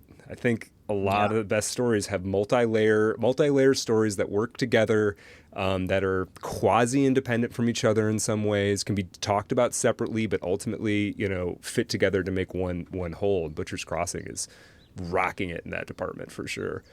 Yeah, it's a classic. I mean, it's I'll say it one last time. Its central mechanism is irony, and I think it can be read as a tragedy or a comedy for the same reason. Yeah, you'd have to try to find the comic, but like it's there. Do you mean a pistol? Miller smiled tightly. No man in his right mind has any use for them little things, he said, unless he wants to get killed. I mean a rifle. No, Andrews said. We ought to get you a small rifle. I'll need powder and lead, say a ton of lead and 500 pounds of powder. If we don't use it all, we can get refunds. In the mountains, we can live off the land, but we have to have food going and coming back. A couple of sacks of flour, 10 pounds of coffee, 20 of sugar, a couple pounds of salt, a few sides of bacon, 20 pounds of beans. We'll need some kettles and a few tools, a little grain for the horses. I'd say $500 or $600 would do it easy. That's nearly half of all the money I have, Andrews said. Miller shrugged. It's a lot of money, but you stand to make a lot more. With a good wagon, we ought to be able to get a load in close to 1,000 skins. They should bring us near $2,500. If there's a big kill, we can let some of the hides winter over and go back in the spring and get them. I'll take 60% and you get 40%. I'm taking a bit more than usual, but it's my hunt, and besides, I take care of Charlie here. You'll take care of the other skinner. When we get back, you should be able to sell the team and wagon for about what you paid for it, so you'll make out all right. I ain't going, Charlie Hogue said. That's a country of the devil, Miller said pleasantly. Charlie lost that hand up in the Rockies. He ain't like the country since. Hellfire and ice, Charlie Hogue said. It ain't for human man. Tell Mr. Andrews about losing your hand, Charlie, Miller said. Charlie Hogue grinned through his short, grizzled beard. He put the stump of his hand on the table and inched it toward Andrews as he spoke. Miller and I was hunting and trapping early one winter in Colorado. We was up on a little rise just before the mountains when a blizzard come up. Miller and I got separated, and I slipped on a rock and hit my head and got knocked clean out of my senses. Don't know how long I laid there. When I come to, the blizzard was still blowing and I could hear Miller calling. I'd been looking for Charlie nearly 4 hours, Miller said. I must have knocked a glove off when I fell, Charlie Hogue continued, because my hand was bare and it was froze stiff, but it wasn't cold, it just kind of tingled. I yelled at Miller and he come over and he found us sheltered back in some rocks. There was even some dry logs and we was able to keep a fire going. I looked at that hand and it was blue, a real bright blue. I never seen anything like it. And then it got warmed up and then it started to hurt. I couldn't tell whether it hurt like ice or whether it hurt like fire. And it turned red like a piece of fancy cloth. We was there 2-3 days and the blizzard didn't let up. Then it turned blue again, almost black. It got to stinking, Miller said, so I knew it had to come off. Charlie Hogue laughed with a wheezing, cracking voice. He kept telling me it had to come off, but I wouldn't listen to him. We argued almost half a day about it until he finally wore me down. He never would have talked me into it if I hadn't gotten so tired. Finally, I just laid back and told him to cut away. My God, Andrews said, his voice barely a whisper. It wasn't as bad as you might think, he said. By that time, the hurt was so bad I could just barely feel the knife, and when he hit bone, I passed out. It wasn't bad at all then. Charlie got careless, Miller said. He shouldn't have slipped on that rock. You ain't been careless since, have you, Charlie? He laughed. I've been mighty careful since then. So you see, Miller said, why Charlie don't like the Colorado country. My God, yes, Andrews said. But he'll go with us, Miller continued. With only one hand, he's a better camp man than most. No, Charlie Hogue said. I ain't going, not this time. It'll be all right, Miller said. This time of year, it's almost warm up there. There won't be no snow till November. He looked at Andrews. He'll go. All we need is a skinner. We'll need a good one because he'll have to break you in. All right, Andrews said. When will we be leaving? We should hit the mountains about the middle of September. It'll be cool up there then, and the hides should be about right. We should leave here in about 2 weeks, then a couple weeks to get there, a week or 10 days on the kill, and a couple of weeks back. Yeah, you could play up. I think comedy does come, we have Charlie Hogue, who's the sort of, in some ways, he's a tragic character, but he's also kind of the comedy relief. Schneider kind of is comedy relief at some. He's got the funniest lines probably in the story just because he's irascible. But this I guess gets into a couple other nitty gritty things that I was taking away thinking about. What's John Williams really doing well in this book, and like how can I steal it?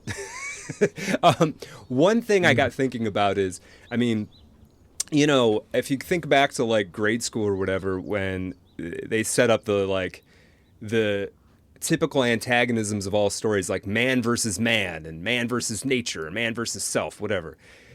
You can make arguments for all of those sort of in this book being in there. There's definitely man versus nature. There's definitely man versus self, man versus man versus society, whatever.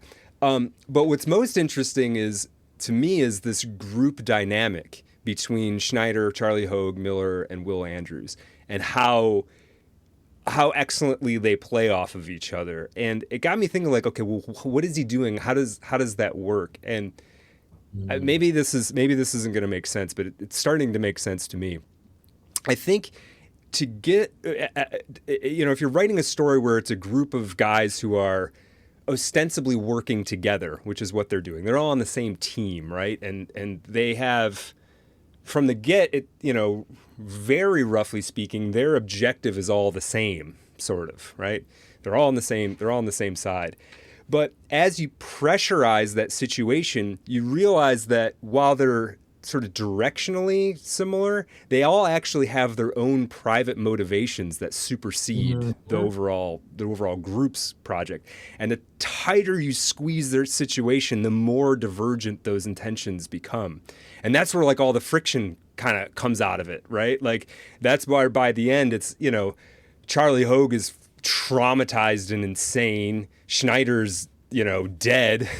They don't have like that's where a lot of a lot of the juice in the dynamic comes from is and I'm just sort of taking this as a lesson in writing. If I ever write another thing that has a group of people working together, I'm going to set them so they all have slightly different. I'm going to make sure they have all slightly different objectives, and that those all sort of come to the fore as time goes on. And suddenly, two people who seem to be on the same side are now butting heads. What's another thing? There's something else I had. Go ahead. Well, I just want to comment on that really quickly. So Yeah. a couple weeks ago, I was out at Story Fort in Boise. I love which is Boise, really- by the way. Yeah. It was my first time there. It was Yeah. great.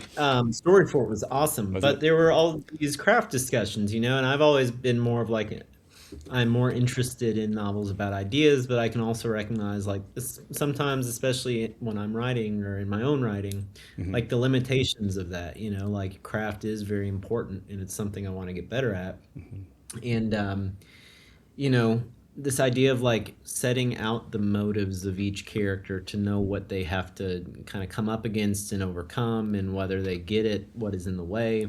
And it's interesting to hear you talk about the motives of these four characters being slightly askewed, and at the same time, for it to be such a novel whose gravitational center is this one underlying like abstract idea. It's Right. like the fact that he has both of those firing on all cylinders is really impressive.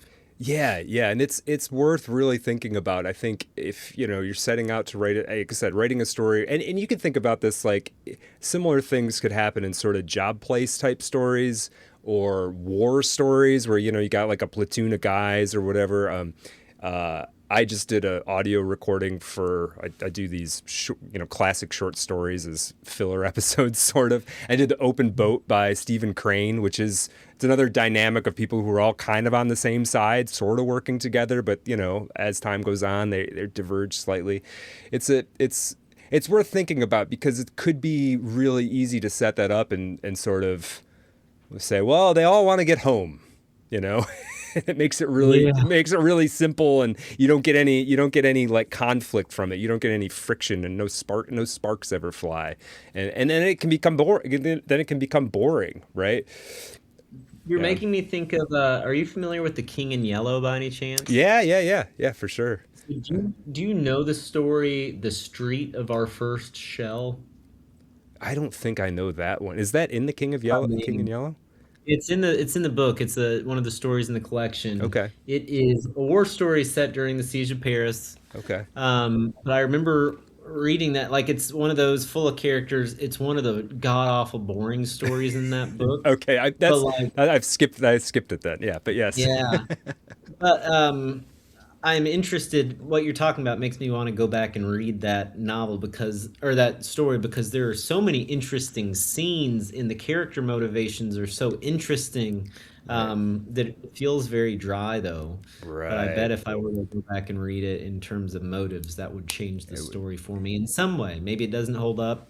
Yeah. Maybe I understand why it's not, as appealing, whatever. Sure, but, sure.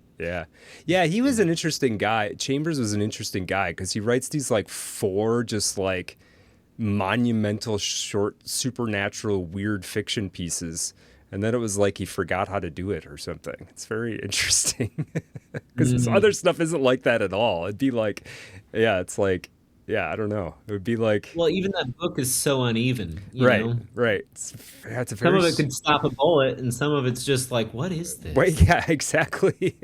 You're like, why did you bother? Yeah, for sure. One other thing, just on this sort of craft bit that I was paying a lot of attention to here in terms of because I remember this was years ago when I sat down and I read Stoner, and then I immediately read Butcher's Crossing, and then what's the other book? I'm totally blanking on it. Oh, what's the title of it? Yeah. I'm confusing it with August. It's not Augustus. What the heck is it? It's Augustus. Is it Augustus? Okay. Yeah, which is a great book. Also a great book. Very, very different. Epistolary and way in the past. It's very, very good. But I remember sitting down and reading all of those, and somebody asking me like, well, what's so good about them? And I thought, the way I tried to describe it to somebody was like, it's like if a carpenter came across a really well-built cabinet or something, right? Like, it's like, oh, everything fits exactly how it's supposed to. And I can't see, none of the screws are exposed. And it's just so well assembled. And part of how I think he's doing this, for all the reasons we've talked about so far, and one that we've kind of touched on, but I just want to like really focus on for a second, the pacing of this thing is incredible. The ground that it covers in the amount of time and page space that it covers is really impressive. It's crazy how deep it goes, and being a pretty small book, really. And I think what's really interesting about that, I was really trying to pay attention to sort of like how he's pacing things. And there's, I think all writers do this to a certain extent. There's like this dial you can turn in terms of like how fast things are moving. And, at one end of the dial, it's like, I'm telling you every single thing that is said and every gesture that they make until this scene is over, right? And then the other is sort of like, and in the coming weeks, they would, whatever. And you stretch out, you take a bunch of stuff and you make it into a couple of sentences. That's sort of the other end of it. And John Williams is really deft at like knowing when to turn that dial. He turns it down so you get these very representative moments for like what it's like for Will Andrews. So the traveling to the secret valley, it's turn that dial way down so we capture how thirsty they are, and then turn it way down so we capture how hard it is to push that wagon. But then otherwise, it kind of happens real fast. Everything's like, days pass in a couple sentences here and there. And then he does a similar thing in the valley, turns that dial way down when we're getting the first big kill. And then he doesn't tell us about every single kill all the time. Anyway, that's something that I really took from it is just an increasing a consciousness about like controlling time and controlling what Tarkovsky called time pressure for a purpose. Like, am I going to tell this in sort of habitual tense? Am I going to cover a month here in a paragraph? Or am I going to slow down and say everything that happened? And why am I doing one or the other? That's something I'm really, trying to get better at, and taking from John Williams is a really good example of how to pull it off. That's a really excellent point that I had not thought about. But yeah, like dial goes way up and then it goes way down. Right. And then it kind of hovers. Yeah. And then, he's always babysitting it for sure. Right, yeah. right. And then the cool thing about doing that is when he has these moments, it makes you feel like you experienced the whole thing, too. It's almost like a whatever the literary equivalent of an optical illusion is. It's like you feel like you went through the whole thing, but really, you got a 9 or 10 month experience of these people condensed into whatever it takes to read this 4 hours or 6 hours, whatever it takes you. I don't know how long it takes to read this book, but you know what I mean? But it feels like you kind of went the whole route with him. And part of that is Williams knows exactly what level of resolution to keep that pace stuff at, which I think is really cool. So yeah, if you're reading that, as a writer and taking notes, this is one place to go, I think, to learn about, to improve your game in terms of pacing and that sort of thing. Those are the big ones that I got in terms of craft stuff out of this. Is there any place that's kind of all I had prepped, but if there's stuff that you want to talk about, I can't listen to you talk about this book enough. So if there's other stuff that you want, that you feel like we didn't get to, I'm down for it. Man, honestly, I think we got through pretty much everything I wanted to touch on. Yeah, okay, cool. This was great. I enjoyed this conversation immensely. Okay, good. Good. Well, I always worry that, I'm asking for you to carve out time, and I'm so glad that you enjoyed talking about it. And before we close down here, I want to again stress, people go get Lo Siento. We talked about it. I really, really enjoyed it. Fun book, smart book, really Lake operating at the top of his game for sure. But I also wanted to ask, do you have anything else right now to promote? Is there anything going on at the moment that you want to shout out? That's a really good question. No, I'm working on a bunch of stuff. Yeah. I've mostly just been busy with like projects and kind of helping AppCon with a couple Cool. of things. But I was glad to hear you mention, it reminded me that you're editing Yeah. American. Yeah, so I think I might have a story that I want to submit to Oh, that. cool. But Yeah. All right. yeah, right now, I mean, I do have a new novel that I'm working on too. You know, there's always something cooking. Yeah, yeah, Um, yeah. I always yeah, feel I but always feel awkward. I want to make sure anything new I missed gets promoted, but then it is funny. Like I've been asked this question too. It's like when I was on the podcast, I had the book come out and I did all the podcast stuff, and once or twice, and I didn't get butthurt about it or anything, but people are like, "So you got anything else coming out?" We're like, "Dude, I just put out a book. Like, like give me some time." So yeah, it's gonna be a minute, but yeah, I get it. yeah. I get it. Well, I look forward to checking out what you got to contribute to American Bestiary. I'm sure it will be awesome. And listeners out there, definitely get your stories in. I think it's going to be a cool one. AppCon, as usual, coming with like the freshest concepts for theme specials of literally anybody out there doing them.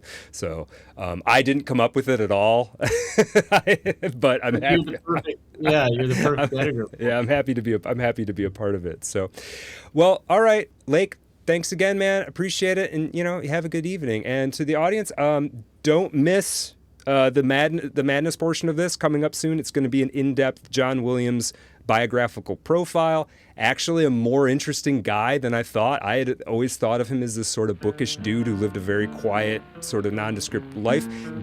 Brilliant writer, obviously, but I never thought there was that much to his life for whatever reason. Turns out, fascinating dude. So, stay tuned for that coming out in a couple weeks. Have you ever heard about Willie the Weeper? Had a job as a chimney sweeper. He had the dope habit and he had it bad. Listen while I tell you about a dream he had.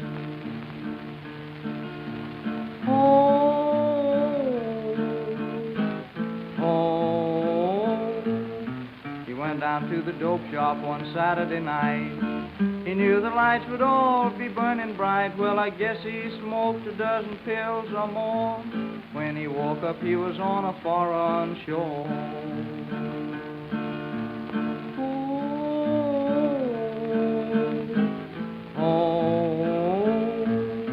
The Queen of Sheba was the first he met.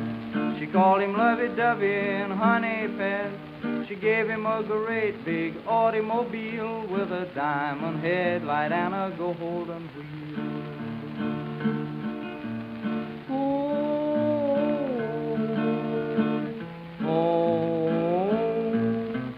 Down in Honolulu, Willie fell in a trance, seeing the dusky beauties do the hula dance. His sweetie got in jail and Willie sure did shout when he got the news that she had wiggled out.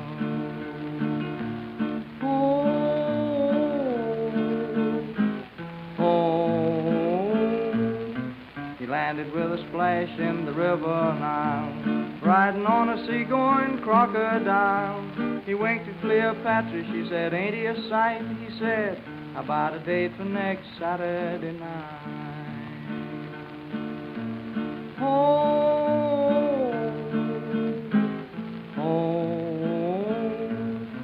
He had 1,000,000 cattle and he had 1,000,000 sheep, had 1,000,000 vessels on the ocean deep, had $1,000,000 all in nickels and dimes. Well, he knew because he counted it 1,000 times.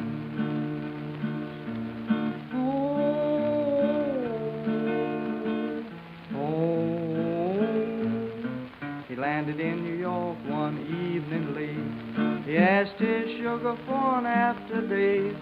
Started to kiss her and she started to pout when bang, bang, and the door gave